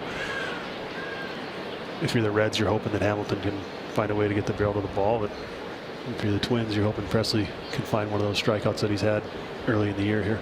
1-1 to Hamilton. That's a fair ball, and the Reds have taken the lead, and the ball will go to the corner, and Hamilton will fly around second base on his way to third, and he will be held there. And Hamilton wanted to make it the final 90 feet. Billy Hatcher held him, and the Reds have put up 5 runs here in the 5th inning.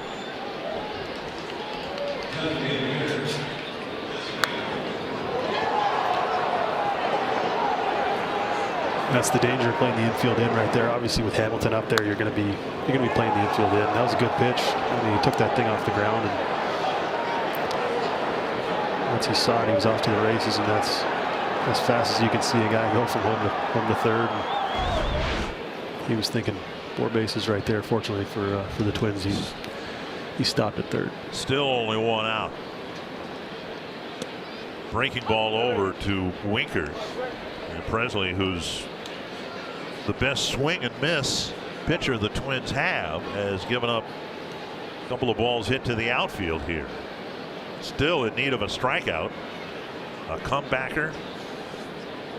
Hamilton, the fastest man in the National League, is 90 feet away. There's a wave, and now Hamilton's going to try to come home, and he will score. A pitch in the dirt, it rolled up the line, and Hamilton alertly scampers home with the inning's 6th run. A wild pitch, and the Reds now lead it 10-8. You just got the sense that something was going to happen, and he was going to score. That ball skipped off the plate. That's the hardest ball for a catcher to block right there. Hits right off the top of the plate, and it doesn't do exactly what you think it's going to do. Normally that ball hits the dirt and bounces up and hits him in the chest protector. And just bad luck right there, unfortunately, for the Twins. But hopefully bases are clear now. and kind of get a reset and get the boys back in the dugout after getting a couple of quick outs here. Fastball down and away. 5 runs charged to Duffy. 4 of them earned.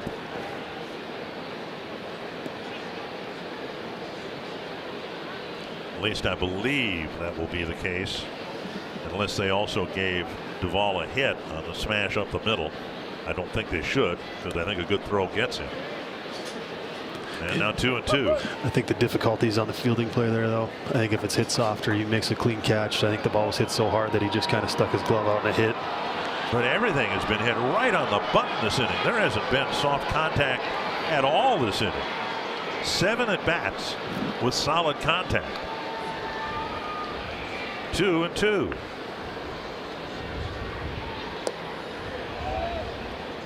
And now a full count.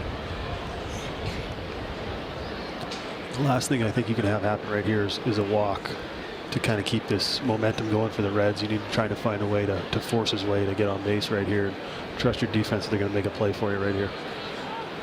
3-2 to Winker.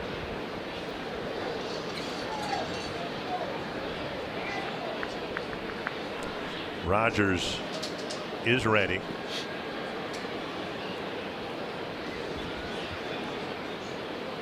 Breaking ball on the outside corner. And out number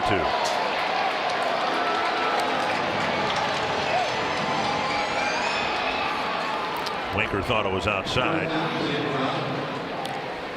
Will Little said it hit the corner. That's a good pitch. Yep. Ninth man to bat is Peraza. There's nothing you can do about that as a hitter. It starts off out the plate. You give up on it a little bit, and it comes back in the strike zone late. And you go back and look at it on video, and you go, "Oh, that was a strike." Swing and a miss. And then you walk up to the plate the next time, and you look at the umpire and go, "Hey, sorry, you were right. That was a strike. I missed that one. That was my fault." And you try and kind of get back in their good books after having a few words for him after he called you out.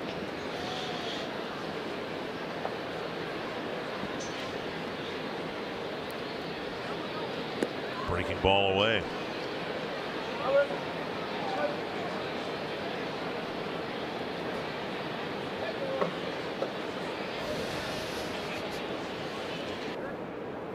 Twins have had 3 different 4-run leads in this game. And now the Reds lead by 2. I think this is one of those games where we're obviously thankful we're at home, but we get the last at bat, which I think is hopefully going to play a big factor in this game. Votto started all of this with a first pitch home run.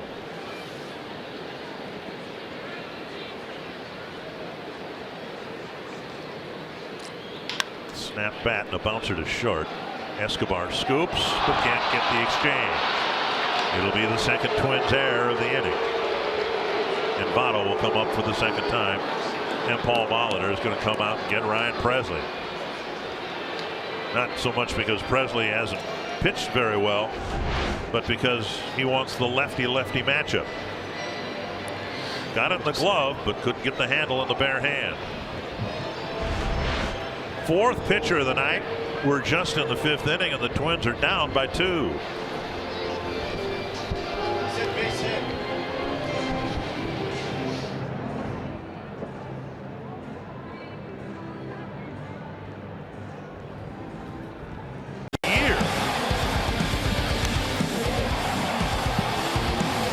He got off to a little bit of a slow start, but you know, a hitter as good as he is going to be consistent in his approach, consistent in his preparation, and then when he gets hot, watch out. So he's kind of shown that already.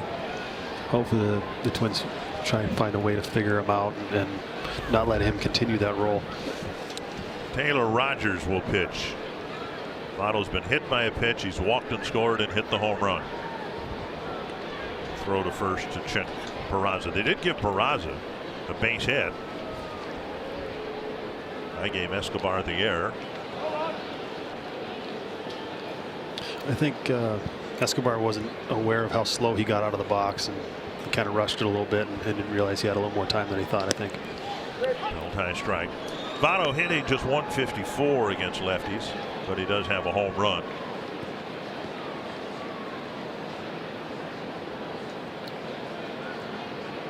All 4 of Votto's home runs, oddly, have come in the 5th inning of the last 4 games. Let's hope he doesn't hit another one. Base hit right field. Grossman charges. And this miserable 5th inning doesn't seem to want to end. I think sometimes in interleague, when you don't know the pitchers, you don't know who you're facing, you try and find information anywhere you can. And you saw during the pitching change, he was in the dugout. It looked like he was talking to Scooter Gennett, and 2 left-handed hitters, guys who do their homework and they kind of bounce ideas off each other. Hey, what are you looking for? What'd you see? That kind of thing. And any information you can get is good. Again, the pitch was right down the middle too. That's not where Taylor wanted to throw that pitch. There's not many guys with as much power as Joey's got. They can shorten up their swing like that and just put the ball in play. That was 2 different swings. The home run was a big swing. That was a swing where he was just trying to get the barrel to it. Inside a ball. That was a nice swing. Gennett with singles his last 2 times up.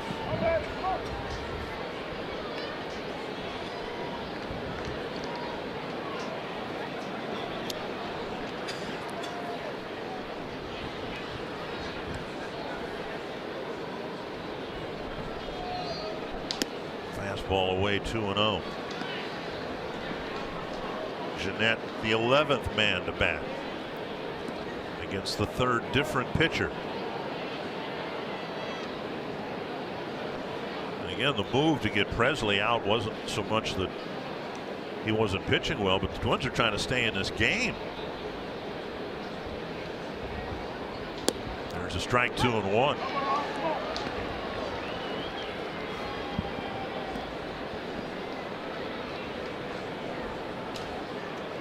This game almost has a early spring training feel to it with how many pitchers have been used in the score and everything else. It's not too often you see this many pitchers for both teams used through the 5th inning. 2-1 to Gennett. 3-1 with Suarez on deck.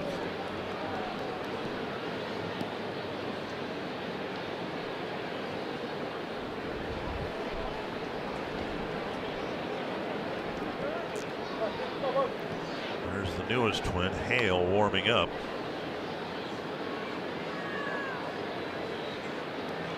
Three and 1. Off the mound, Dozier knocks it down and saves a run in the process. Nice play by Brian Dozier, keeping Peraza at 3rd base, but another hit. Gennett's 3rd of the ball game, 2nd this inning, and Suarez will hit with the bases loaded. That was a nice job by Dozier right there to save a run. I'm sure he would have liked to have fielded it cleanly, but he wouldn't have had any chance to throw him out. Gennett runs pretty well. And the ball fortuitously rolled right to his bare hand, and that was enough to keep Billy Hatcher from sending Peraza. They're loaded up, with the Reds already having scored 6 runs this inning. A first pitch strike to Suarez, who doubled earlier this inning. And I think he probably held him up there with the way that this inning's going. You don't want to run into an out. You got a good power bat coming up, right-handed versus right-hand matchup. You got a favorable matchup, left-handed pitcher. He wanted to give him a chance to hit right here. Foul back, 2 strikes.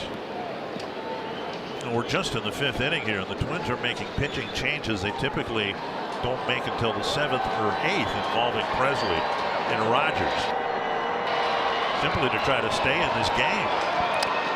Short start for Phil Hughes, ineffective outing for Tyler Duffy. 0-2. The 12th man to hit this inning. Castro blocks that one.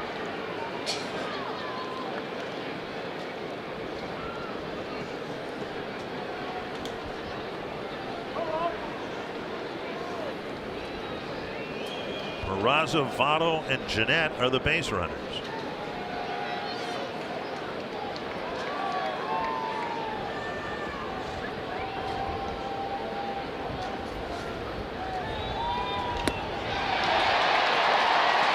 finally it ends. The Reds have a 10-8 lead.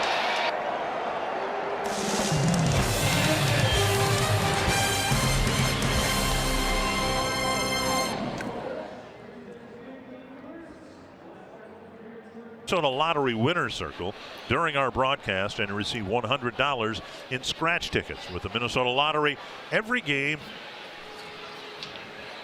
is game day. Logan Morrison lead off the bottom of the 5th, and the Twins find themselves down a couple. Starting with the first game of the 7-game losing streak, the Twins have given up 8, 14, 8, 7, and yesterday 4 runs, and already 10 here tonight. Up and in. So, yeah, the lineup hasn't been consistent or productive on a nightly basis, but you cannot, up here, give up that many runs and expect to win any ball games, and that's why the losing streak has reached 7. Deep down the line, but it will hook foul, and at least Morrison's putting the barrel of the bat. I guess he did not on that. He's going back for a new bat. He must have cracked the other one. Kyle Gibson yesterday pitched a marvelous ball game. It looked for all the world like the losing streak was going to end. And the Twins jump out with a 5 spot in the first inning here tonight. It looked like the losing streak was going to end, and it still might. But there's some work to do now with the Twins down a couple of runs. We still have more than half the game left of at bats, so still plenty of time. And call third strike. Morrison, 1 away. We'll bring up Grossman. Hernandez is just off the disabled list, so I don't know that the Reds are going to want him to pitch too much here tonight. He set up in and ran back over. There's not much you can do that with that pitch as a hitter, except try and fight it off, because you're not going to do anything with it except break your bat or pop it up. So Grossman thinks about bunting with the left side of the infield. Although there are 2 men over there, we're playing very deep. I like that play. You know, try and get a base runner, try and put the pressure back on them. Let the boys sit in the dugout for a little bit. That was a long inning to be standing out there playing defense. Let the pitchers, sit down for a minute. And now what he did by showing that bunt, he's got him playing on the grass. Now if he hits anything with any kind of authority over there, he's not going to have any chance of catching it. So you kind of set yourself up. Even if you show that bunt, you don't get the bunt down, it causes the defense to adjust. Check swing, and it's high, 2-1. Bottom third of the Twins lineup, Morrison has struck out. And now Grossman and then Castro.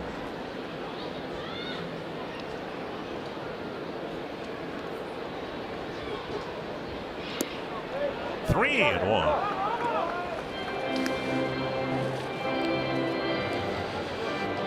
The one thing you always know you get from Robbie Grossman is consistent at bats. Very rarely does he get himself out. He goes up there looking for a pitch, and he stays within his strike zone, and he's going to see a lot of pitches. And he gets a base hit. 3 hits tonight for Robbie Grossman. And with 1 out, the Twins will get the tying run to the plate, and Jason Castro. Partial season ticket packages are now available in the Delta Sky 360 Club and Catch. You can become a Twins season ticket holder today. Become part of the Sweet Spot program. Learn more at twinsbaseball.com or call 800-33-TWINS. Castro has hit 2 ground balls to Joey Votto.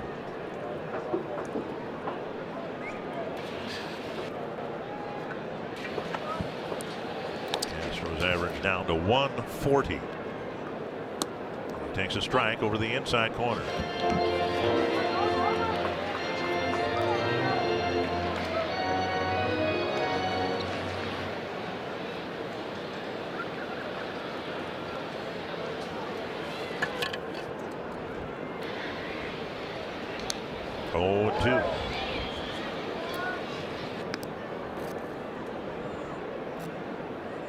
Castro's seen a couple of off-speed pitches for 2 strikes. Typically, teams have gone at him with high fastballs.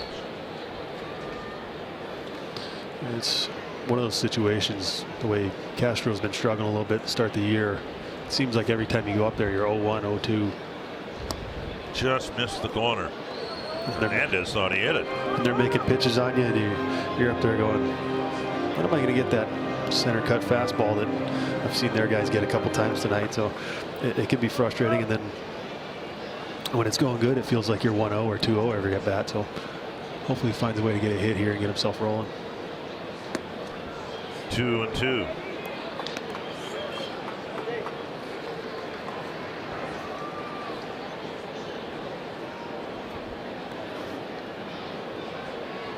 Somehow the Mariners got 5 runs against Corey Kluber in the Indians bullpen, but the Indians still won 6-5.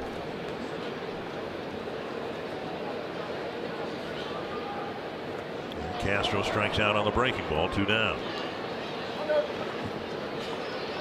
Hernandez has got 3 outs, all on strikeouts. And now Dozier will bat. That's a tough pitch with 2 strikes right there. It starts out just above the knee, right down the middle. You think you're going to have a chance to it, and then it just dives under your bat right at the last second. You're walking back, and everybody's looking, going, why is he swinging at that pitch? It bounced in the dirt. when you're able to start that pitch in the strike zone, that's when you get chases, and when you're ahead in the count, that's when you get guys to chase. Dozier with a couple of hits already. Down and away, ball 1. Twins down by 2, but if they could somehow answer with 1, it'd be a big help. You don't want Reds to start putting up some zeros here in the middle innings of this game. Fastball down the middle. This is a guy who can tie this game with 1 swing of the bat. So, you know, Dozier early in the count is looking for something that he can drive over that left field wall and kind of swing the momentum back in our favor, and hopefully he gets a pitch to do that. Down and away.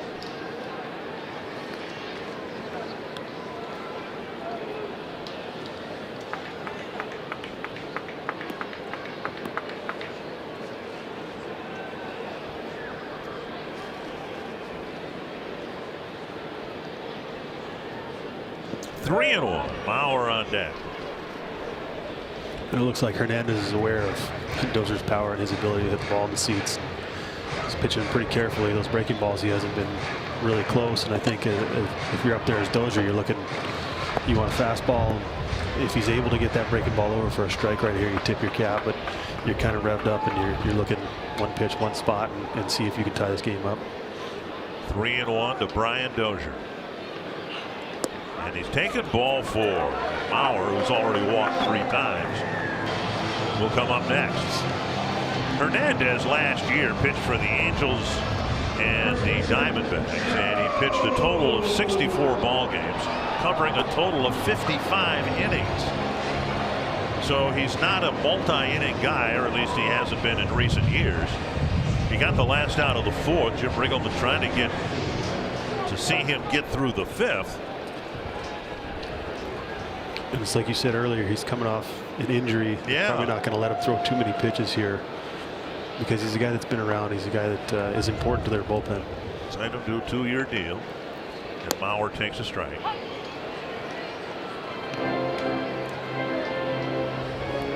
With 2 outs, a double would probably tie the game.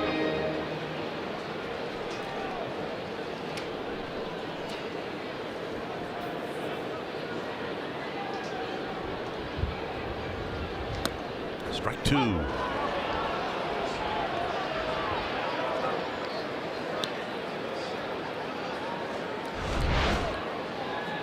Tailing fastball. Joe thought it was inside, and our box says it was too.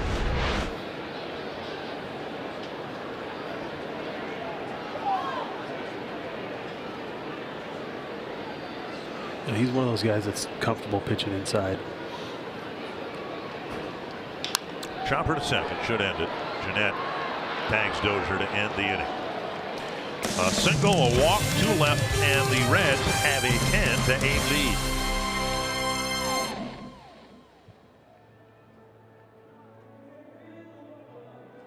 #1 selling brand in the Twin Cities. Well, it's been a wild one. It's not been a good one. Twins had 3 different 4-run leads, but now the Reds lead by 2, and we're just now starting the 6th inning.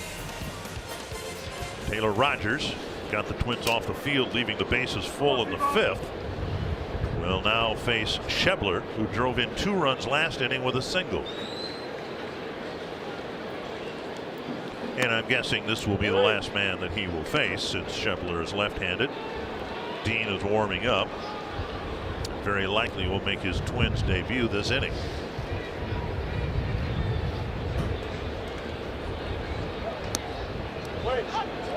And that in and of itself is a welcome sight. Strike 1 followed by strike 2. There's Hale getting loose, just picked up on waivers yesterday.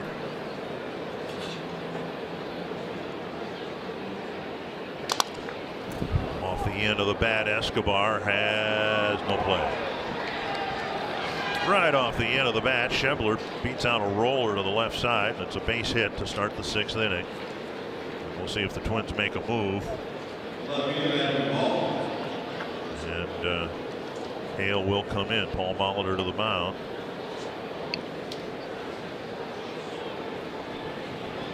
Rogers touched for a few hits. Schebler has his 2nd. And we're about to see the Twins debut of Hale.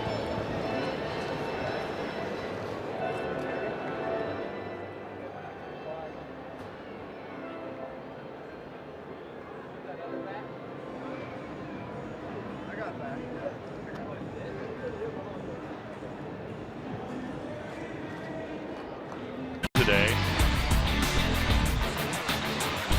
with the A's beating the Astros 8-1. The A's surprising some people. And the Reds have been struggling this year, but not tonight. They're leading at 10-8. And we're about to see a former teammate of yours, David Hale. Played together in Colorado. He's a pretty steady, quiet guy. He's going to go out there and do his job. That was against the Twins on Monday at Yankee Stadium. And he delivers down and away, ball 1. A couple of years with the Braves, a couple of years with the Rockies. He's one of those guys you hope turns into a great pickup for your bullpen and is able to come in and give you some innings and get some guys out. Well, if he can put up a couple of zeros here tonight, he'll be well on his way to being just that. I think we'd take 1-0 to start and we'll go from there. That's right. You're going to play him one at a time. Let's play him one inning at a time. You're absolutely right. 1-1. 1-2. There's still plenty of game for the Twins to get back in this. They just need to throw up a 0, get the boys back in the dugout, and let them swing the bats again. We got a big part of the order coming up, so hopefully limit the damage and shut them down and come out and let the boys come back and maybe get you your first win as a Twin. Off the end of the bat, foul. 1-2. This is the 10th year of professional baseball. Amir Garrett warming up, as we suspected. Hernandez wasn't going to be left out there too long after coming off the disabled list.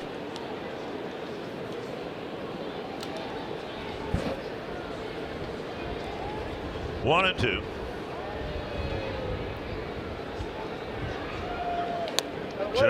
Well, he got the corner. Duvall out on strikes for the first out of the inning. Now, there was a time in baseball when if you missed your spot across the whole plate, the umpire wasn't going to give it to you. But now, they're calling the way it's supposed to be. If the ball's over the plate, they call it a strike, and that was an example there. Just because he was set up in and he missed his spot away, he still got the pitch, and we'll take it. Barnhart with a sacrifice fly his last time up. Out in front, strike one. Hale started for both the Braves and the Rockies, and in fact started in the minor leagues for almost all of last year and earlier this year with Scranton Wilkes-Barre, the Yankees AAA team. Numbers not that great, and of course wasn't going to make the rotation of the Yankees.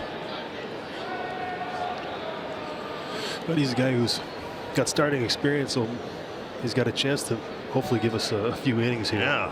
He's been built up, and you know, you can get 3 innings out of him. It's a real good situation.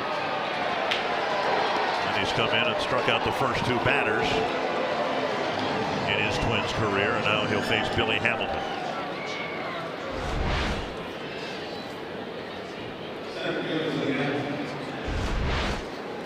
Hamilton with a walk and a run scored in the 3rd. He struck out in the 4th. Then he tripled in a run and scored another run in the 5th, when the Reds scored 6 times.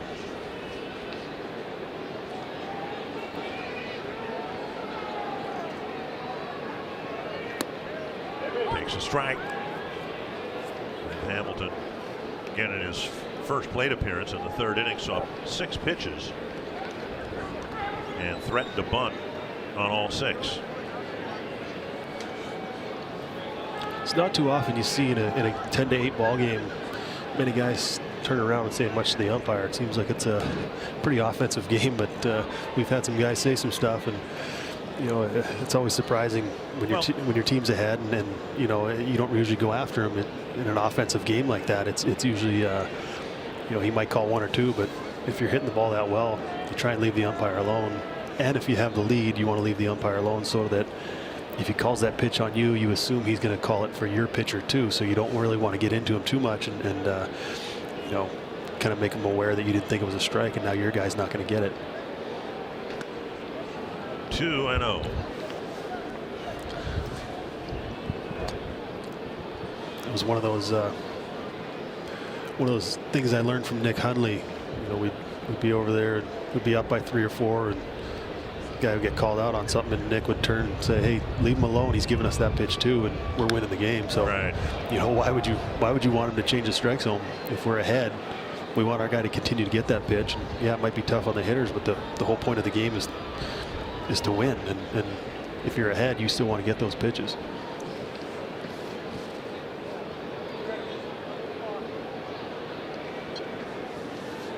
Two and one. From Hale to Hamilton.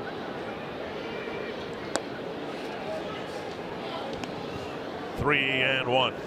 Should see Winker on deck.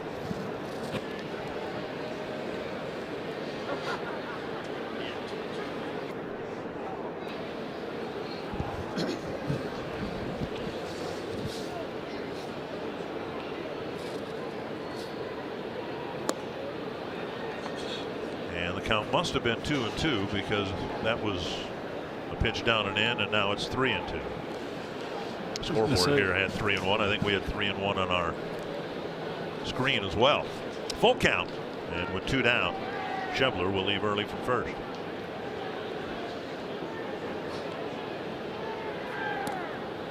That's ball 4, and Hamilton will walk. And there are 2 aboard now for Winker. I thought I had the first big error of my broadcasting career there. I looked up and it was 2-0, and I was sure that he was complaining about that first strike that he called.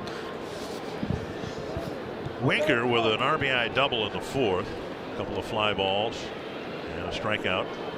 His 5th plate appearance. Yeah, we're just in the top of the 6th.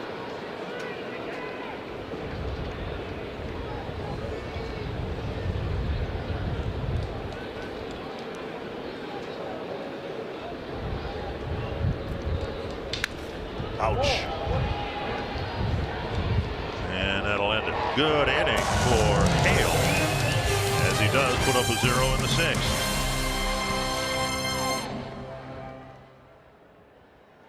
gotten after that road trip is helpful. And in looking at the forecast, he said the last time we were here, it was miserable. Not great weather for hitting a baseball with snow in the air. He said it was tough on the hitters. Looking at the forecast, he said we're going to have some consistent warm weather on this homestand, and the hitters love that. They can get back into a groove. And certainly tonight, guys, even though it's a little on the cooler side of the night, you're seeing some of those hitters find their groove right now. They need some more offense to get the win tonight. Yeah, you'd like to think 8 runs would be enough, but tonight it won't be enough to win a ball game. Amir Garrett coming in for the 11th time. You look at his numbers, obviously he's doing pretty well.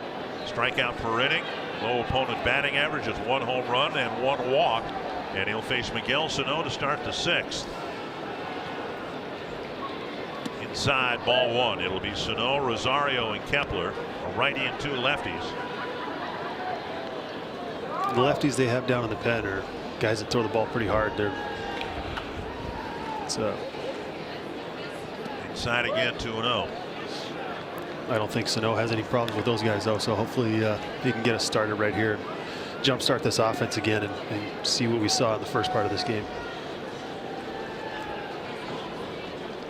5 in the first, 2 in the third, 1 in the fourth. Center field.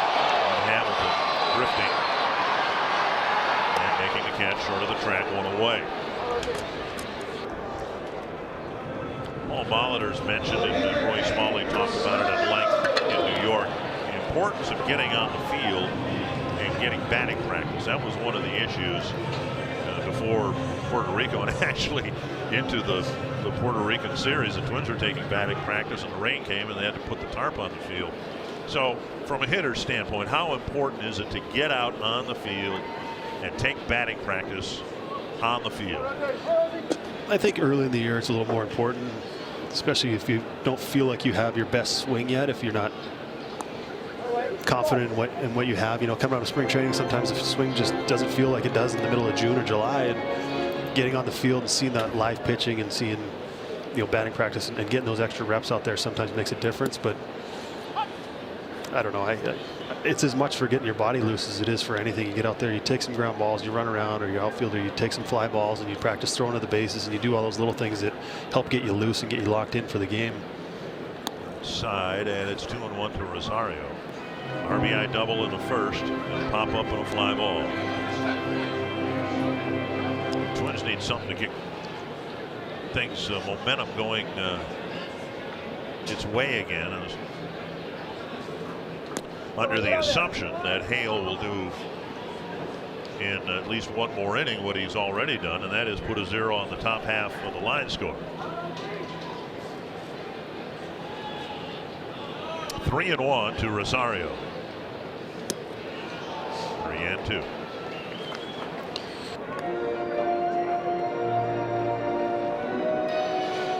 With Kepler on deck. This is a tough at-bat, tough matchup for lefties. A guy who throws this hard, but also has a good slider and has a lot of confidence in it. He likes to throw it a lot. And the slider strikes out Rosario, 2 down.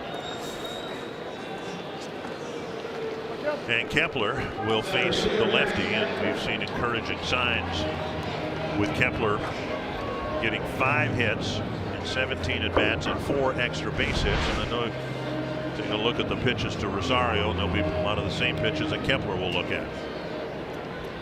And the only one he had to hit was that 95-mile-an-hour fastball up and in. And you know, with a guy who throws that hard, it's tough to not get out front on him. But after the good take on the slider, I was surprised he went back to it the next pitch. But you know, hopefully Kepler was paying attention to it, and you can see what he's trying to do, and he's ready to hit right here. You worked with Max a little bit in spring training when you were down in Fort Myers, worked on things in general, but what advice would you give him, or did you give him, about hitting lefties?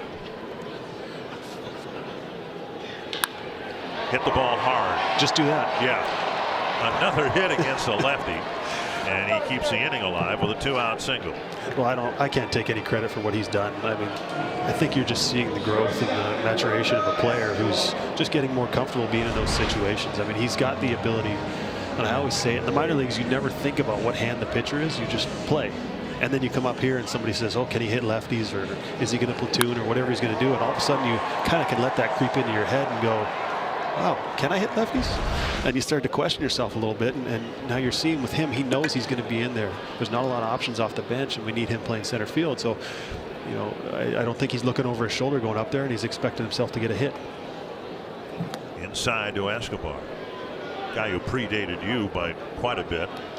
Won a couple of world championships with the Twins, now an executive with the Cubs. A good friend of mine, Randy Bush, said he never knew he couldn't hit lefties until he got to the big leagues and was told that he couldn't hit lefties. And I remember that my first year I came up and expected to play every day, young player, whatever it was. I'd never sat in the minor leagues. I'd never sat, you know, sat there waiting for it. And all of a sudden I get in there and come in, look at the lineup card, and I'm not in there. And, oh, tough lefty today. I'm going, I don't care if the guy's left-handed or right-handed. I just got to throw it over, and I'm going to swing as hard as I can. That's all there is to it. Popped up, fouling out of play, 1-2.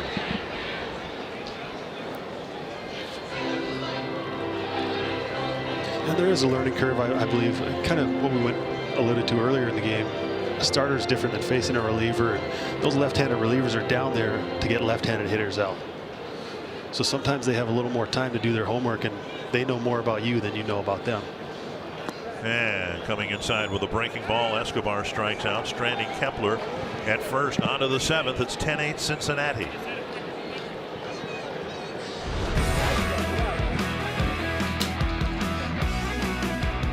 They scored 5 in the first. Looked like it was going to be a great start to this homestand, and the Reds kept fighting back. Votto got him started. He's had a good night so far.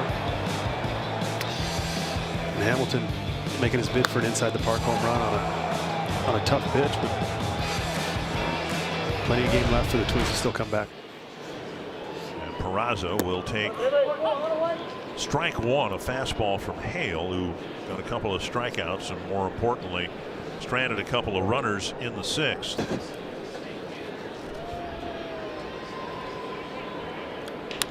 And Peraza punches one up the middle.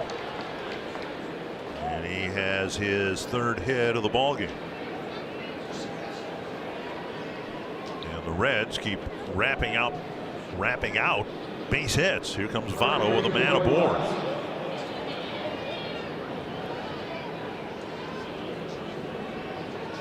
"15 hits for the Reds, a dozen for the Twins. Votto in the 5th inning alone homered and singled. He's also been hit by a pitch, walked and scored.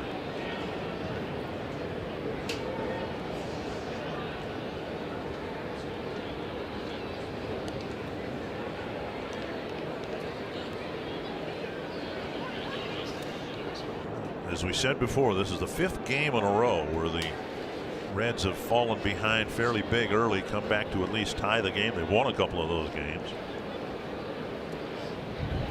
Out in front, strike one.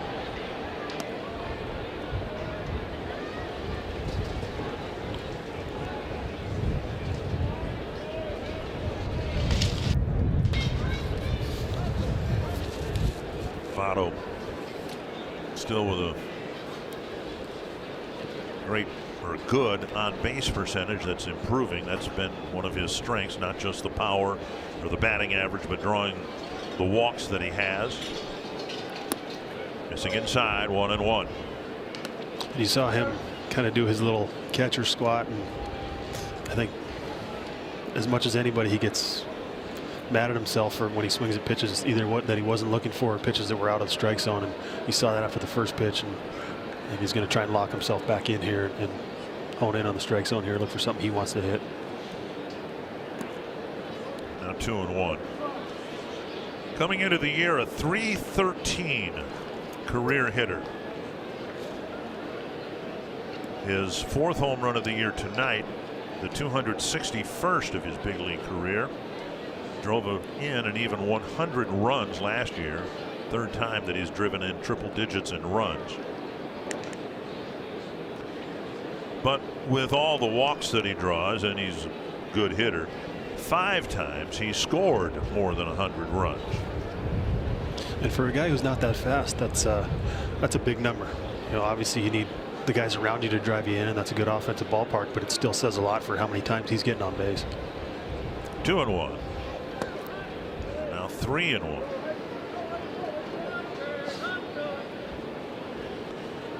Twins got a short start from Phil Hughes, 3 2/3 innings. Tyler Duffy pitched just a third. Ryan Presley and Taylor Rogers both have already pitched tonight, and now Hale has pitched an inning.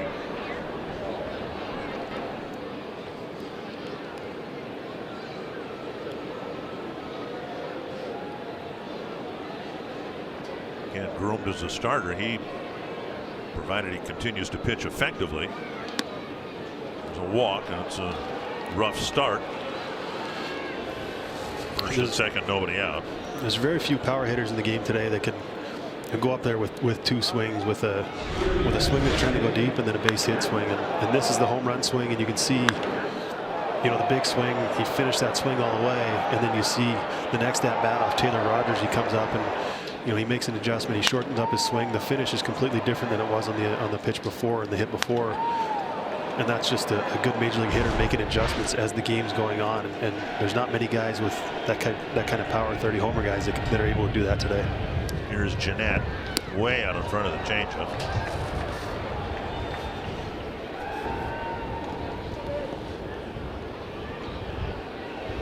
Jeanette with hits his last 3 times up. The only time he was retired, he hit it to the warning track in left field.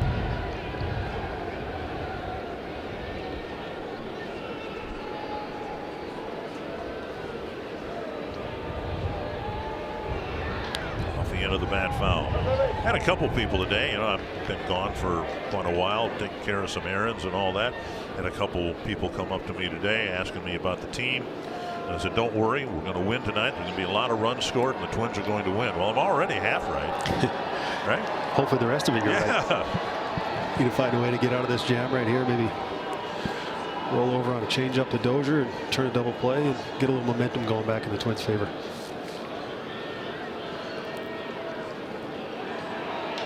Changeup punch to center. And Kepler makes the catch, one away. And that'll bring up Eugenio Suarez. It's about the journey, not the destination. Unless the destination is $5.6 million. Download Beat the Streak today and start your streak to compete to win $5.6 million. Download Beat the Streak in the App Store or on MLB.com/BTS.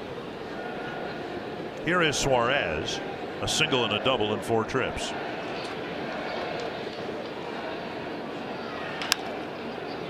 Sano with a nice knockdown. That's all he'll be able to do. Ball hit it towards left field, and the way Peraza can run and the ball gotten through,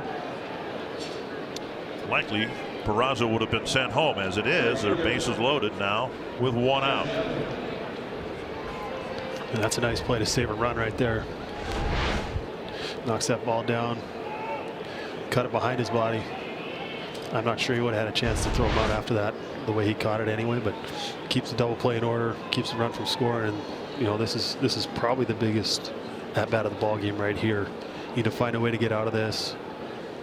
Schebler with a pair of singles. Corner infielders up, middle infielders back. Schebler takes ball 1, and Castro had to lunge to make the catch. Remember back in the 5th inning, as ugly as the inning was, Dozier made a similar play behind the second base bag that saved the run from scoring, and that runner was Peraza. Now Peraza's stuck at third for the time being because Sano was able to at least knock the ball down, keep it in the infield. Now 2-0 in the inning. A couple of hits and a walk, only 1 out, and Hale has found himself in a similar spot to every other Twin pitcher. A lot of Reds on the bases. 16 hits for Cincinnati. 3-0.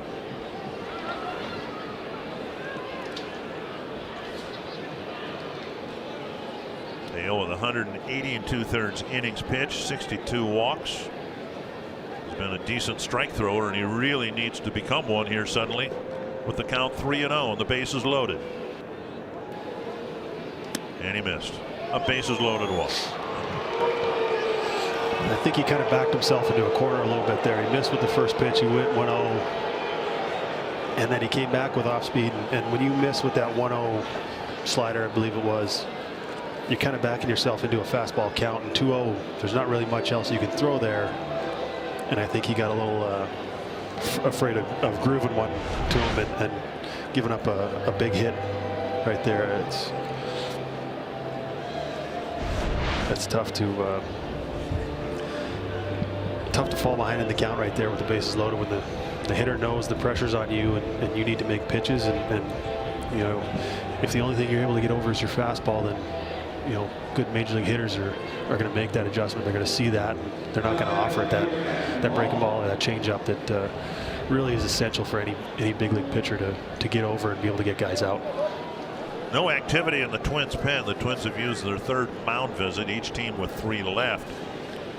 The Twins have made 4 pitching changes already and used 3 mound visits. They're down by 3. There are 3 out there with only 1 out. And here's Duvall. Popped up, backing out of play. 1 strike.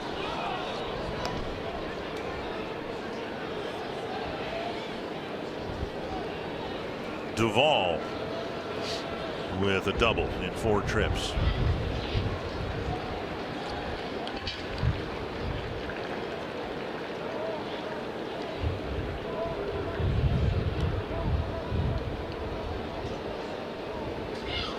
Swing and a miss, came inside and tied him up. 0-2. It's probably not the type of swing you want to take with bases loaded, 1 out. I think either he was looking breaking ball and he kind of got fooled there, or was thinking in and was thinking to pull something and just kind of ran more than he thought it was going to. But you know, bases loaded, you got to remember the pitcher's in trouble. Off speed pitch, foul back to the screen.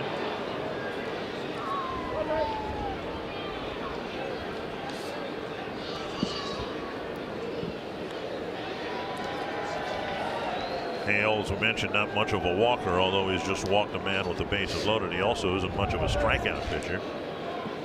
And he can use one of those here with the bases loaded and 1 out. 1-2.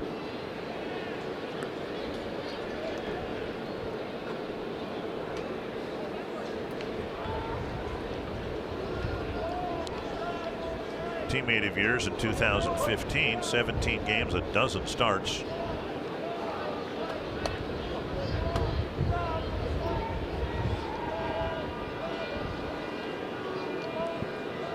One and 2 to the Cincinnati left fielder. Pulled foul. Now it's a great time to go back out there on that breaking ball. You sped him up inside. You got him inside conscious. He took that half swing at that 0-1 pitch, and then he comes in again. And anytime you see a guy pull a ball that far foul, and you know, a pitch that's on the inner part of the plate, you've really opened him up outside. I wouldn't be surprised if I see him try and throw that breaking ball in the outer part of the plate right here.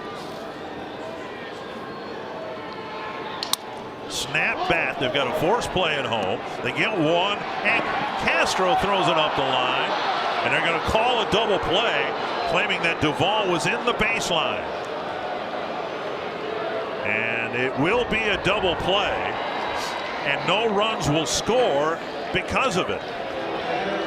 A snapped bat. It's the most controversial call that an umpire has to make. And regardless of how you make it, someone is going to be upset, and that someone tonight is Jim Riggleman. 1 more run for the Reds. They lead by 3. I'd say he was in the out of the baseline.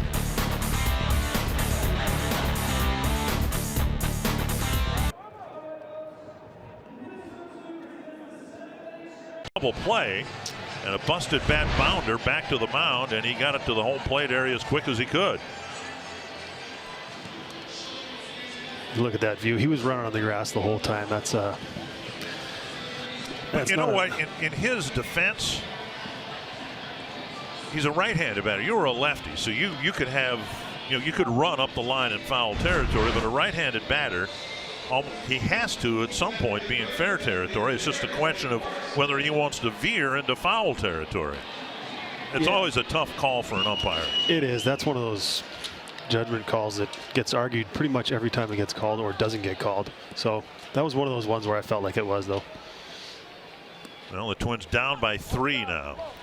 And Logan Morrison, Robbie Grossman, and Jason Castro will try to change the score here.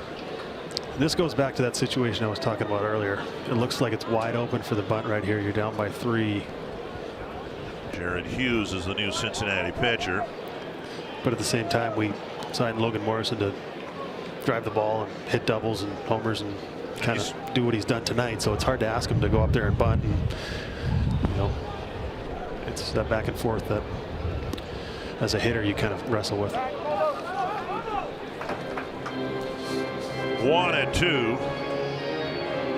Hughes coming into the ball game for the 14th time. His number's good. Low opponent batting average, only 4 walks, and he gets ahead of Morrison quickly. 1-2. Now 2-2. Tougher on right-handed hitters than he is on left-handed hitters, and he's a guy that if we get some base runners, obviously Morrison and Grossman aren't going to steal, but he's a little bit slower to the plate, and you'll get a couple guys out there, get a little action going, and start running around hopefully. And now 3-2.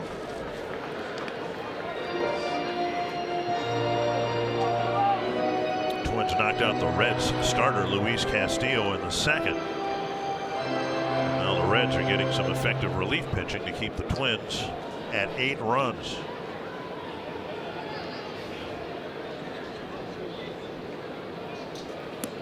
And Morrison strikes out. First out of the 7th inning. That'll bring up Grossman.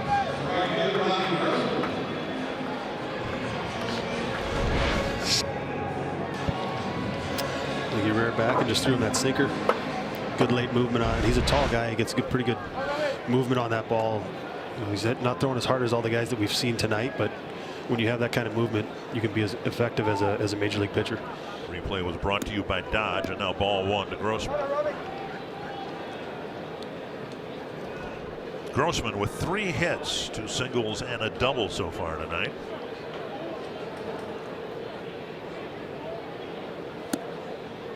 And now 1-1.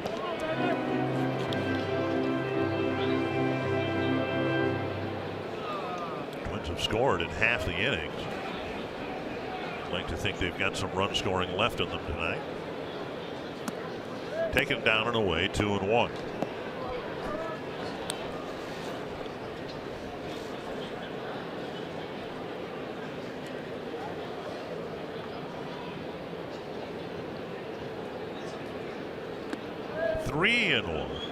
Hughes ran the count full to Morrison before striking him out. Now it's 3-1 to Grossman with Castro on deck.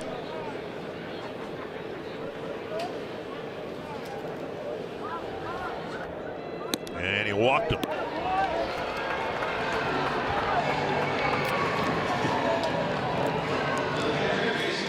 Now, for the first time on Twins television, we have a Canadian reading the disclaimer. This copyright telecast is presented by authority of the Minnesota Twins and may not be reproduced or retransmitted in any form, and the accounts and descriptions of this game may not be disseminated without the express written consent of the Minnesota Twins, LLC. Very good. Nice. Son of a teacher. I should be able to. Is that right? Yep. Your mom or your dad? My mom was a teacher. My grandpa was a teacher. And I always said that if I didn't play baseball, that's what I was going to school to be a teacher. So. What subject matter was your mom? My mom, she taught elementary school. Oh, okay. All right. So everything. Yep. And Castro taps it foul, 1-1.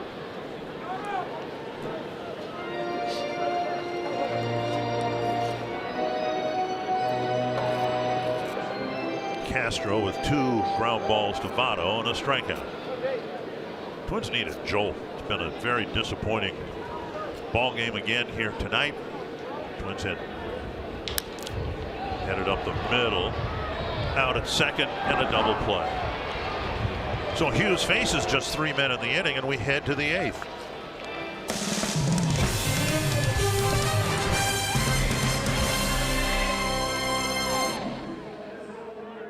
1969 that Harmon Killebrew connected on the 400th home run of his Hall of Fame career solo shot off White Sox pitcher Gary Peters in a game the Twins won 4-3. Harmon finished with 573 homers in his career.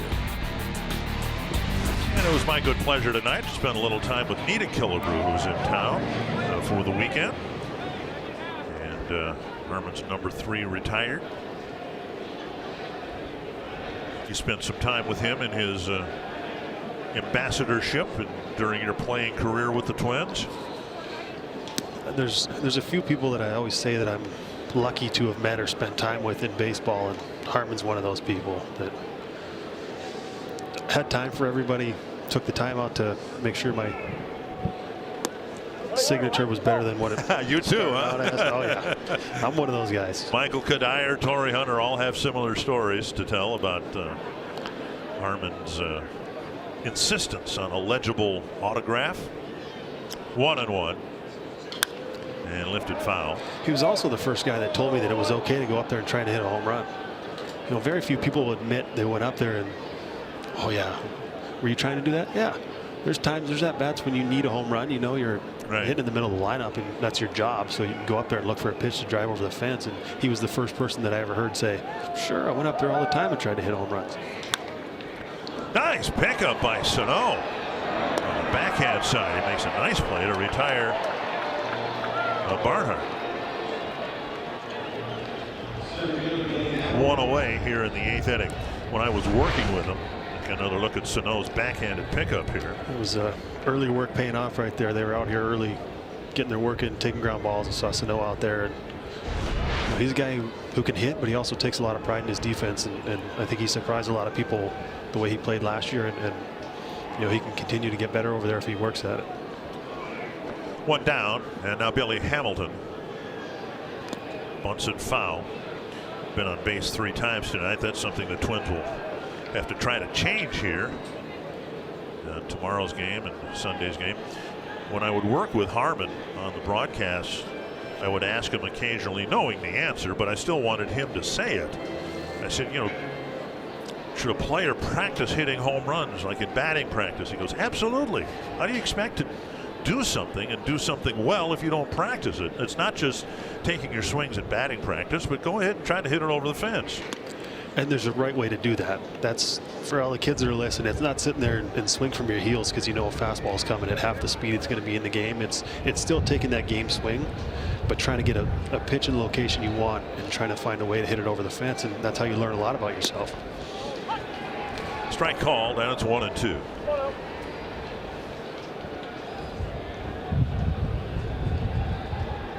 Yeah, I remember one of the spring training games. We were taking batting practice. I want you to move closer to the plate and see if you can pull every ball over the right field fence. Right, and Grossman's there for the catch, and out number 2. And I kind of looked at him, and I said, I'm obviously not going to say no to Harmon. Right. But it was the first time, really, in this organization, it was always line drives up the middle and gap to gap and everything else. And you're looking at a guy who had 573 home runs and is in the Hall of Fame and did, you know, amazing things, giving you something, and you look at him and you go, you know, he's right. Maybe I should try and do that. Maybe, you know, my job is to hit a home run, so why would I not practice hitting home runs?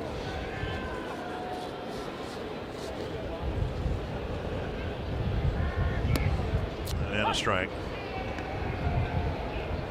All right, I'm getting a little heat from LaTroy Hawkins, who's wondering, you know, whether you read the disclaimer better or he did last year.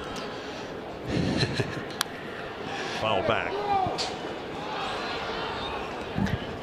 He's putting it out on Twitter. Well, it's a good thing I don't have Twitter. You're not on Twitter. Oh, okay. Well, he's going to win the balloting then, I bet. He sent a poll out on Twitter. 2 strikes. And now up high to Winker. Well, Hale's done a nice job. He'd like to have that bases loaded walk back, but I don't know what the Twins would have done without him eating up some innings here tonight. And the acquisition of Hale has been very well timed given the nature of this game. Kepler with the catch, and it's a 1-2-3 inning. Harmon would improve.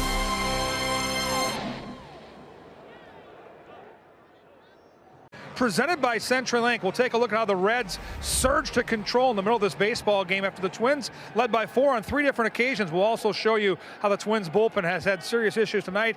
That could be something that comes up this weekend, so we'll hear from the manager, Paul Molitor, his thoughts on this one and the game plan here moving forward after a tough night for this baseball team, but still some outs, still some runs they can score, guys, to rally. See what happens here in the 8th inning. Thank you, Kevin. Brian Dozier will lead things off. Joe Mauer, Miguel Sano. The one thing that the Reds have, they've got some issues, obviously, with 20 losses already on the season. But they've got some good late inning relievers, including Iglesias, their closer. He's really, really good. So if the Twins want to mount a comeback, might be well advised to get that comeback started here in the 8th inning. I think that's one point that really isn't made very often.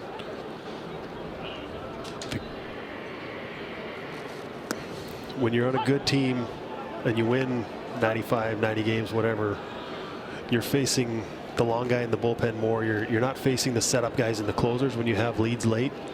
And any big league team's going to have good relievers at the end of that game. And the Reds are no different than anyone else.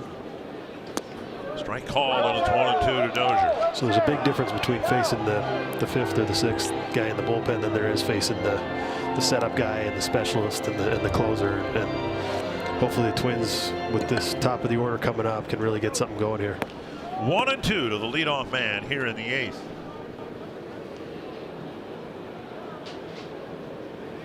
Two and two. And then, of course, it's the irony here. The Twins knocked out the Cincinnati starter in the 2nd inning, and now things are set up for the Reds to use maybe the strength of their team pitching wise, and that's the late inning guys, Hughes and then Iglesias.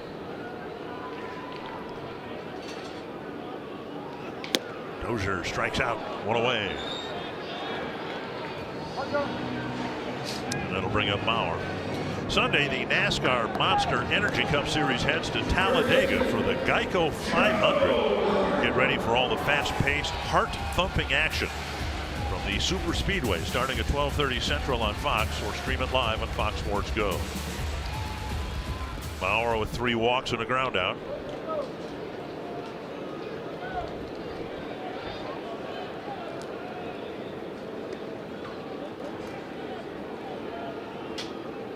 And strike 1.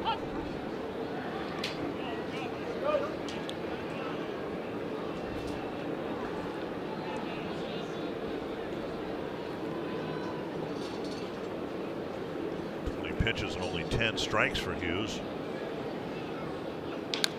Dribbler up the line, and Votto to the ball, now to the bag, 2 down. That'll bring up Sano. So we're going to try to do what they can to bring this guy around. Sano around with some guys up on base in the 9th inning here, but there are 2 quick outs here in the 8th. You saw a good changeup. You got ahead. When you're ahead in the count, you get swings on those pitches. When you're behind in the count, guys will take them and wait for you to give into them and give them something that they can handle a little bit better. But he was 0-1, and Joe, not wanting to go down 0-2, ended up having to swing at a pitch that he probably didn't want to swing at, and makes the out. And ball 1.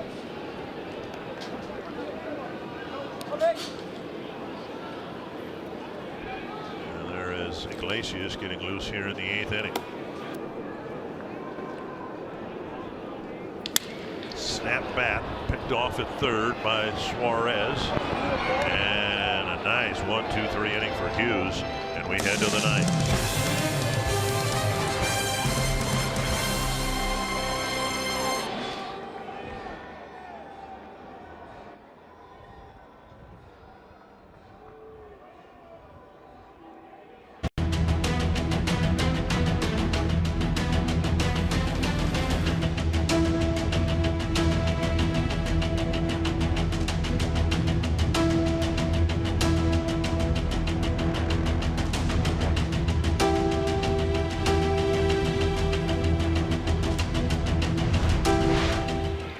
Tonight, the Twins have had 3 different 4-run leads, and all 3 of those leads have slipped away, and it's the Reds that enter the 9th inning with a 3-run lead. As we head to the 9th inning, the Twins will have the middle of their lineup hitting in the bottom of this inning, but now Peraza will lead off the top. 1-1. Hale came into the game in the 6th inning. And it looks like he'll be given every opportunity to be the last Twins pitcher unless the Twins force this game into extra innings. He's given them exactly what they needed at this point. Burned through a lot of pitchers in that 5th inning. Deep to the left field corner. And that ball is gone. A home run. Peraza's 2nd home run. His 4th hit of the night. And now the Reds have a 4-run lead.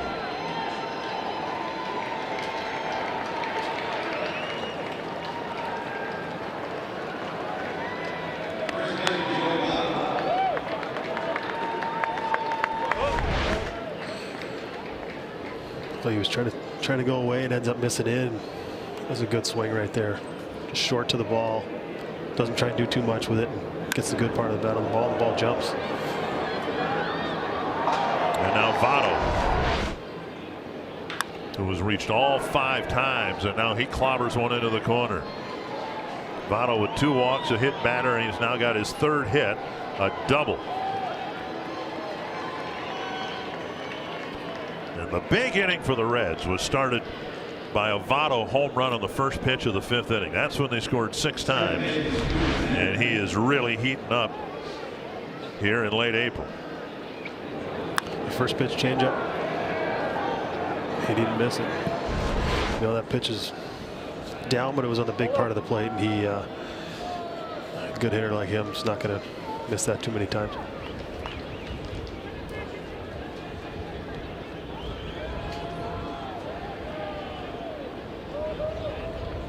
And Hale delivers outside ball 1.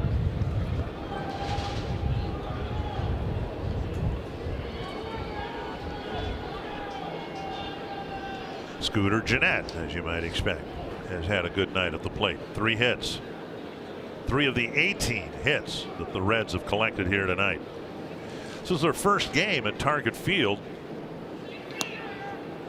This is the last ballpark in the major leagues that they played in. In other words, they played in the other 29. This is their first time here, and they may lobby to get the Twins on the schedule again next year, the way they've swung the bats here tonight. Fouled over by the tarp and out of play. And I think a lot of times visiting teams come in, and there's some things about this ballpark that are good. You know, the background, the backdrop, batter's eye, whatever you want to call it, is really good here. The lights are good. It's a new ballpark, so you know, you get up there, and once that sun goes down, get the shadows out of the way, it's a good place to hit as far as seeing the ball goes, and it looks like they've seen it really well tonight. Talking with Jim Riggleman before the game today, and of course, the Reds were here for early batting practice, getting their first look at the ballpark, and he said, "Boy, you got a beautiful ballpark here." And of course, he's preaching to the choir. I think there are no better ballparks to watch a ball game in for fans. I think the players enjoy coming here. Riggleman in one role or another with one team or another, got plenty of time in the Metrodome, and now a walk, putting Gennett aboard. 1st and 2nd, nobody out here in the 9th.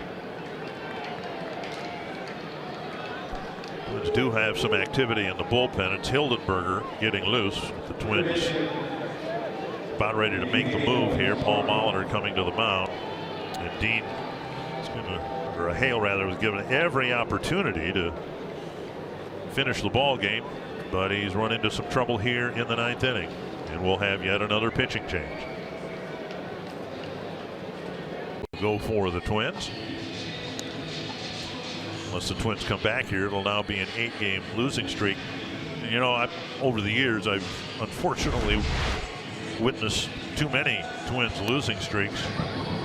And if it's a 4-game losing streak, the 4th loss is always the worst of the 4 because it's the 4th loss. I mean, I try to look at it philosophically.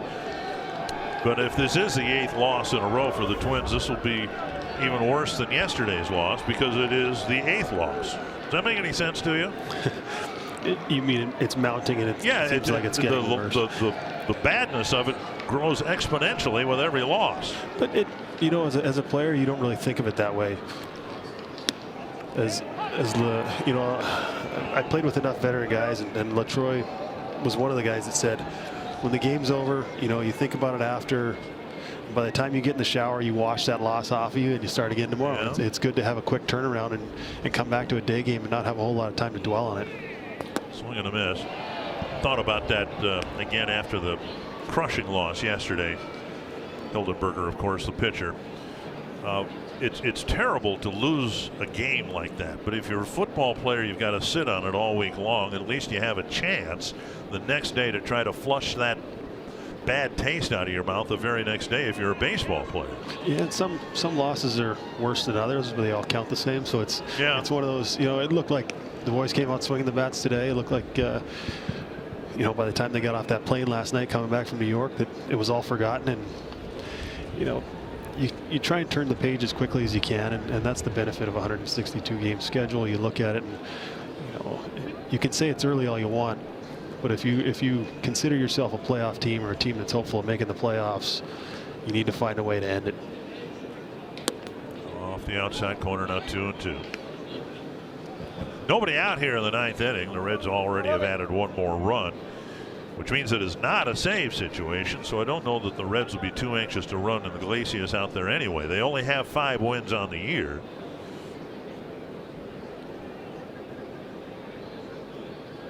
That's hit hard to the gap, and Kepler plays it on a hop. They'll hold the runner at third. They're loaded up with nobody out. Like see an old-fashioned 3-inning save from Hughes if he's up to it. There's no activity in the Reds bullpen. And if they do that, he's burned basically for the rest of the series if you throw him 3 innings. But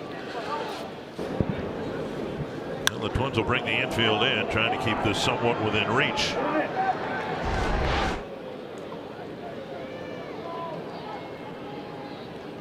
Schebler has 2 hits, 3 runs batted in, the third coming in on a bases loaded walk his last time up. Dozier with the force play at home, and that's all they'll get. Good play by Brian Dozier on a hot smash off the bat of Schebler. That's gold right there. Well, to the extent the Twins are in this game at down 4, you can thank this play. It's the second nice defensive play that Brian's made here tonight.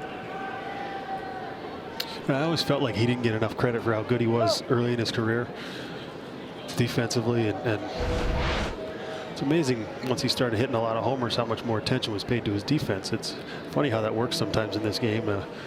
You bring some attention and then people start looking at other parts of your game. Deep to right center field, chased by Kepler to the gap. It'll hit and stick on the bottom of the wall. 2 runs will score, and the Reds now lead by 6.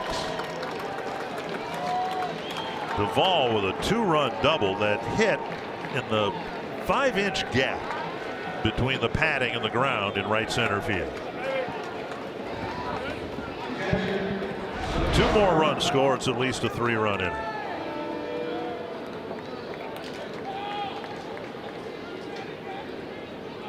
I hate to say it with how many runs have been scored, but I think we're lucky this game's not in Cincinnati because it's a lot smaller to that part of the ballpark. That would have been a home run in Cincinnati. There's been a few balls that have hit off that wall today.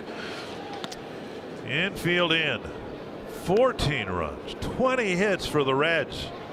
And after the first inning, the Twins had a 5-1 lead.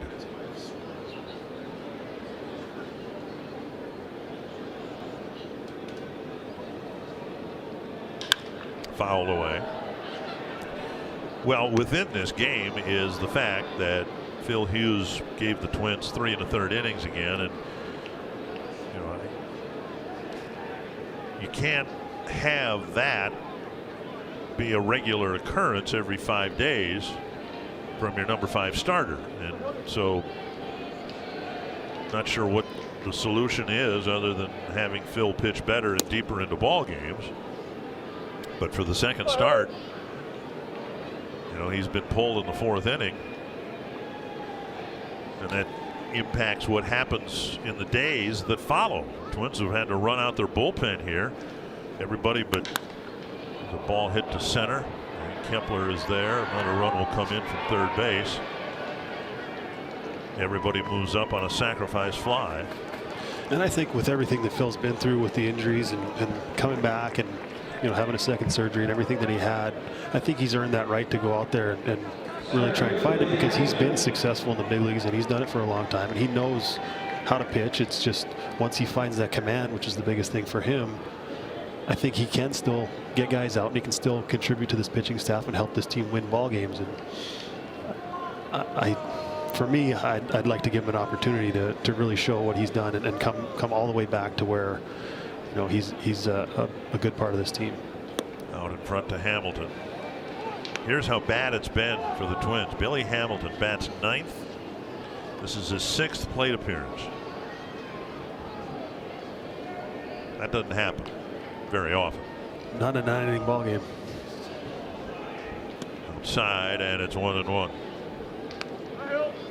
Barnhart is 0 for 4, but he's got 2 sacrifice flies. So even Barnhart, who doesn't have a hit, has driven in a couple of the 15 Cincinnati runs.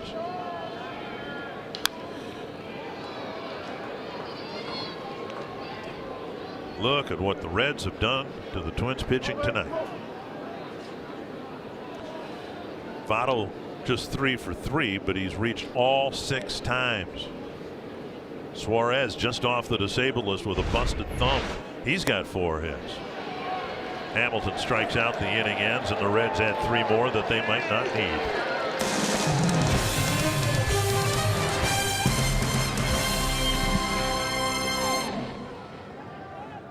A 7-game losing streak here tonight, and they certainly had to be encouraged with what the lineup did to score runs. Twins had a couple of, in fact, 3 4-run leads, most recently at 8-4, but now it's a 7-run lead, and when you've lost 20 games already, you don't take anything for granted, and you want to make sure you get your 6th win. So the Reds will bring in Iglesias in a non-save situation. He's really good, throws hard, and is one of the best closers you haven't heard of, because the Reds haven't been very good. And the one knock he's got is he can walk people. He's got overpowering stuff, electric stuff. And Rosario on the first pitch lifts it foul. And this is opportunity. This is an opportunity for the next 2 games. If you can see some pitches, you can see what he's got. You can get a read on him. And now, if you face him tomorrow, a tie ball game, or you're down by 1 in the bottom of the 9th, you've seen some pitches. So you're hopefully gaining information through these at bats. It's a tough at bat to go up there against the closer down by 7, but at the same time, there's always something you can learn as the game's going on. And this is one of those situations where hopefully Rosario can learn something from this at bat, even if it's not doesn't end in a hit or something that he likes. There's a deep drive to right, and Rosario hits a home run to start the inning.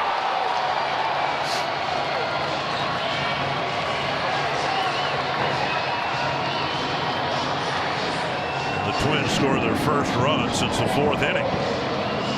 Rosario tonight with an RBI double and now a solo home run.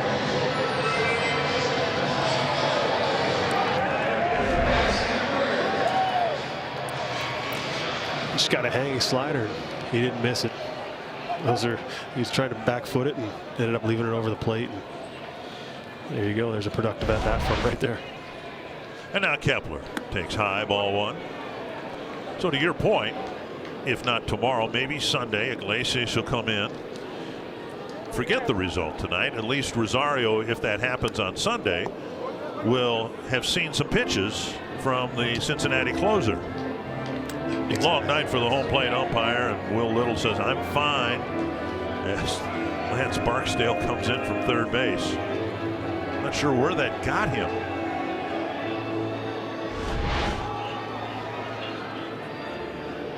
Ooh, right in the center of the mask.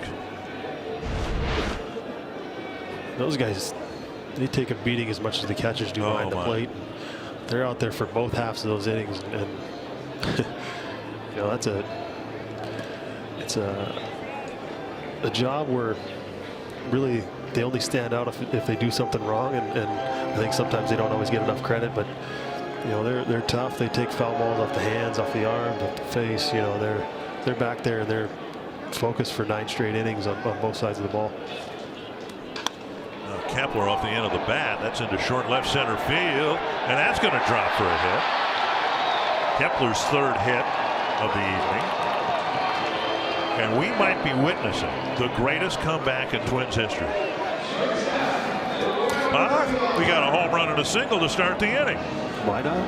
And sometimes closers, when they come in these situations where it's not a safe situation, I don't know if their focus goes off or whatever it is. They're used to pitching those high leverage situations, but it seems like you get them in these games like this, and somehow you score 4 or 5 off them, and you know that could affect them tomorrow and the next day too. So you're hoping you obviously score some runs, you come back in this game, and if you don't win the game, you make him maybe throw 25, 30 pitches, and he's not available tomorrow.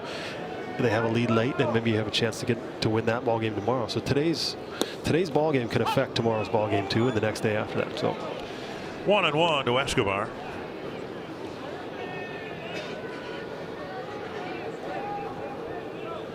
Escobar with a double in 4 trips.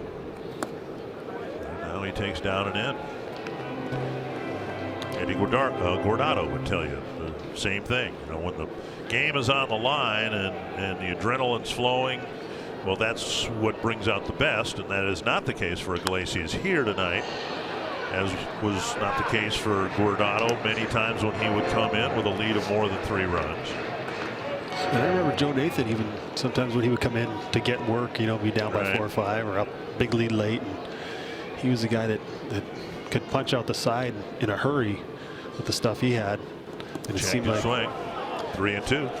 It seemed like a lot of those times he'd come in those blowouts and somehow have a little bit of a struggle, and you know, he's one of the best closers in the history of the game as far as save percentage goes. He was right up there with Mariano, and maybe didn't get the same notoriety that Mariano got, but it's the same thing. You get him in a situation like this, sometimes there would be a struggle. You know, they were the top 2 closers in the American League for most of their time together. The difference is Rivera did it. Nathan did it during the regular season, and Rivera did it in the regular season and the postseason. You know, he was that good. There were years when Joe's numbers were almost as good as Rivera's during the regular season. But come the postseason, Mariano Rivera just lit it up. Had some failures in the postseason, notably, but was very, very good. And now a walk will put runners at first and second. And that'll bring Morris into the play. And now this is a situation where Riggleman's in the dugout going, do we get somebody up and try not have our closer throw 30 pitches in this inning? And if you do you give the Twins an opportunity to come back in this ball game by not having your best relief pitcher out there late in this game? It seems like it would be an easy decision for a manager, but at the same time, you don't want to burn your guy out. Here's Logan Morrison with 2 men aboard and nobody out. Ball 1.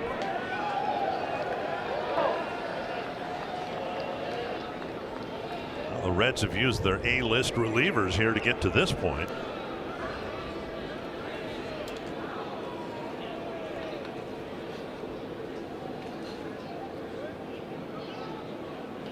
Two and 0. Now a trip to the mound. The Reds have 2 left.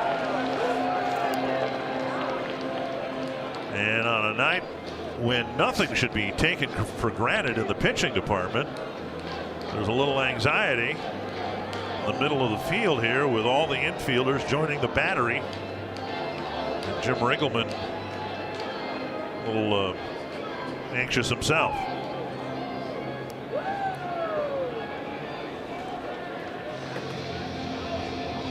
I think you always look for positives in a game. You always look for something to take away, and even if the Twins don't end up coming back in this, they can look at the 9th inning, they look at the 1st inning for sure, and then they can look at the 9th inning and say, you know what, we put together good at-bats off their closer, and hopefully they keep it going and they keep him out there for a while.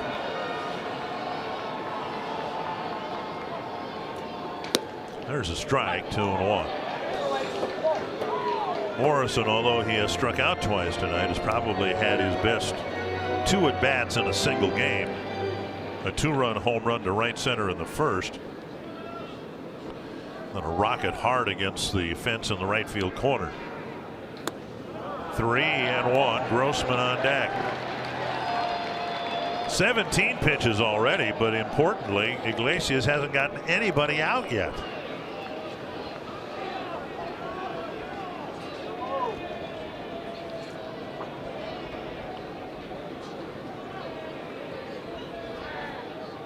Fouled back 3-2.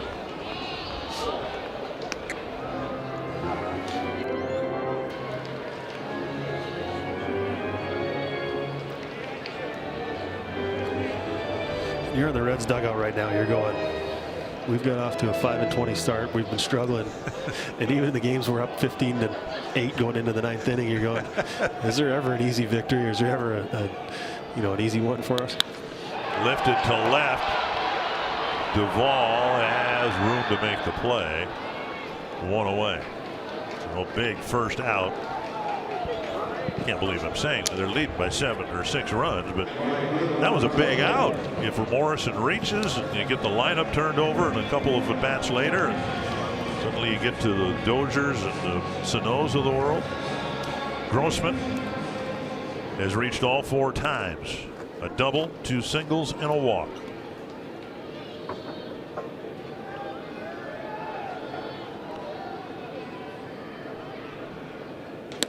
Robbie's really been struggling, but he had a good ball game in New York yesterday and 3 hits tonight, and the average is gaining some respectability at 227.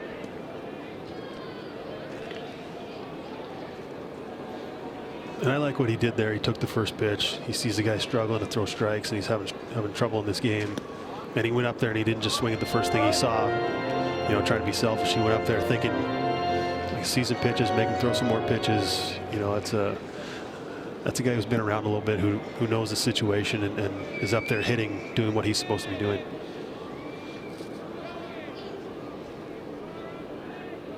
Swing and a miss, and this is a situation. As they say, a walk is as good as a hit. The Twins need a lot of base runners through whatever means. Be nice to knock somebody in here, but if you keep the line moving and don't make the second out, you will have accomplished what you're up there to do under circumstances like this. 1-2. And now 2-2. Adrianza's come out of the on-deck circle. He's going to hit for Castro if given an opportunity.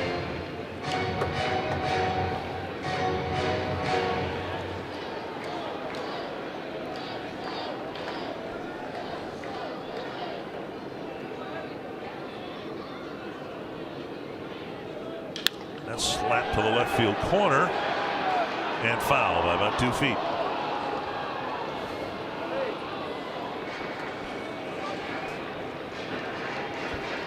That would have made it really interesting.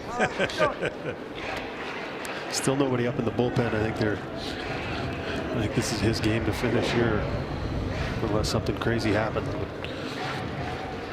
This is a good sign for the Twins, at least to 24 pitches, see a lot of pitches. Everybody in the lineup's getting a look at him. Pulled foul.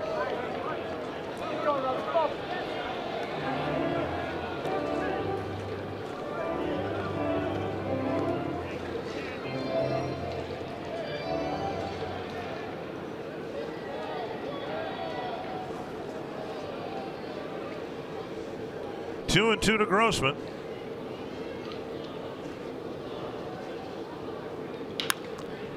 Slowly hit. An underhanded toss to get the force play at second.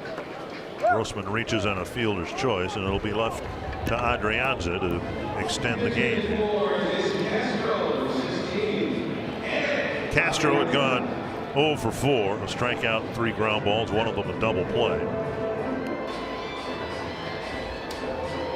Adrianza trying to get a hit or a walk, some way to get Brian Dozier to the plate and keep things moving along here.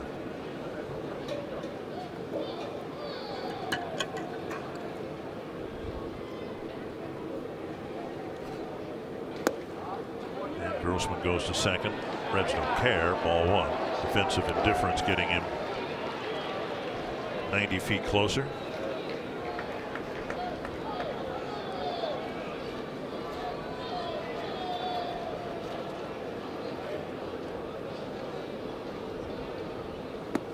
Taken low, 2-0.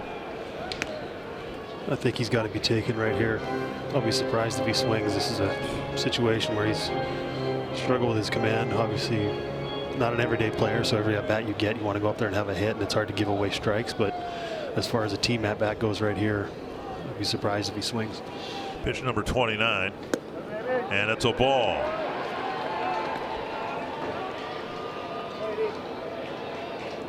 No activity in the Reds bullpen.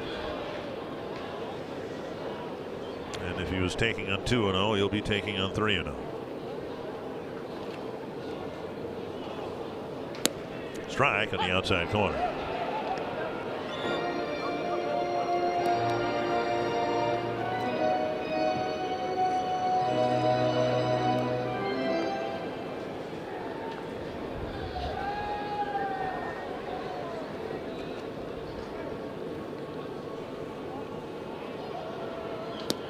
Strike two. And the Twins are down to their last strike.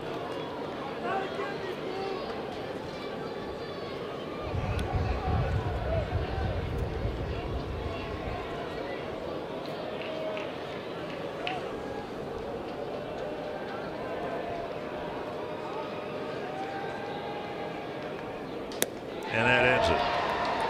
And the Twins have lost 8 straight. And on some levels, at least, this was the most disappointing of the 8 because of where the Twins were in the early innings. Anthony LaPanta, the Twins had 3 different 4-run leads, but the Reds end up winning comfortably. Tough start to the homestand, no doubt, for Minnesota. A short start for Phil Hughes and a rough night for the bullpen. Reds win it 15-9. We'll break down the bullpen struggles and hear from Paul Molitor next on Twins Live, presented by CenturyLink.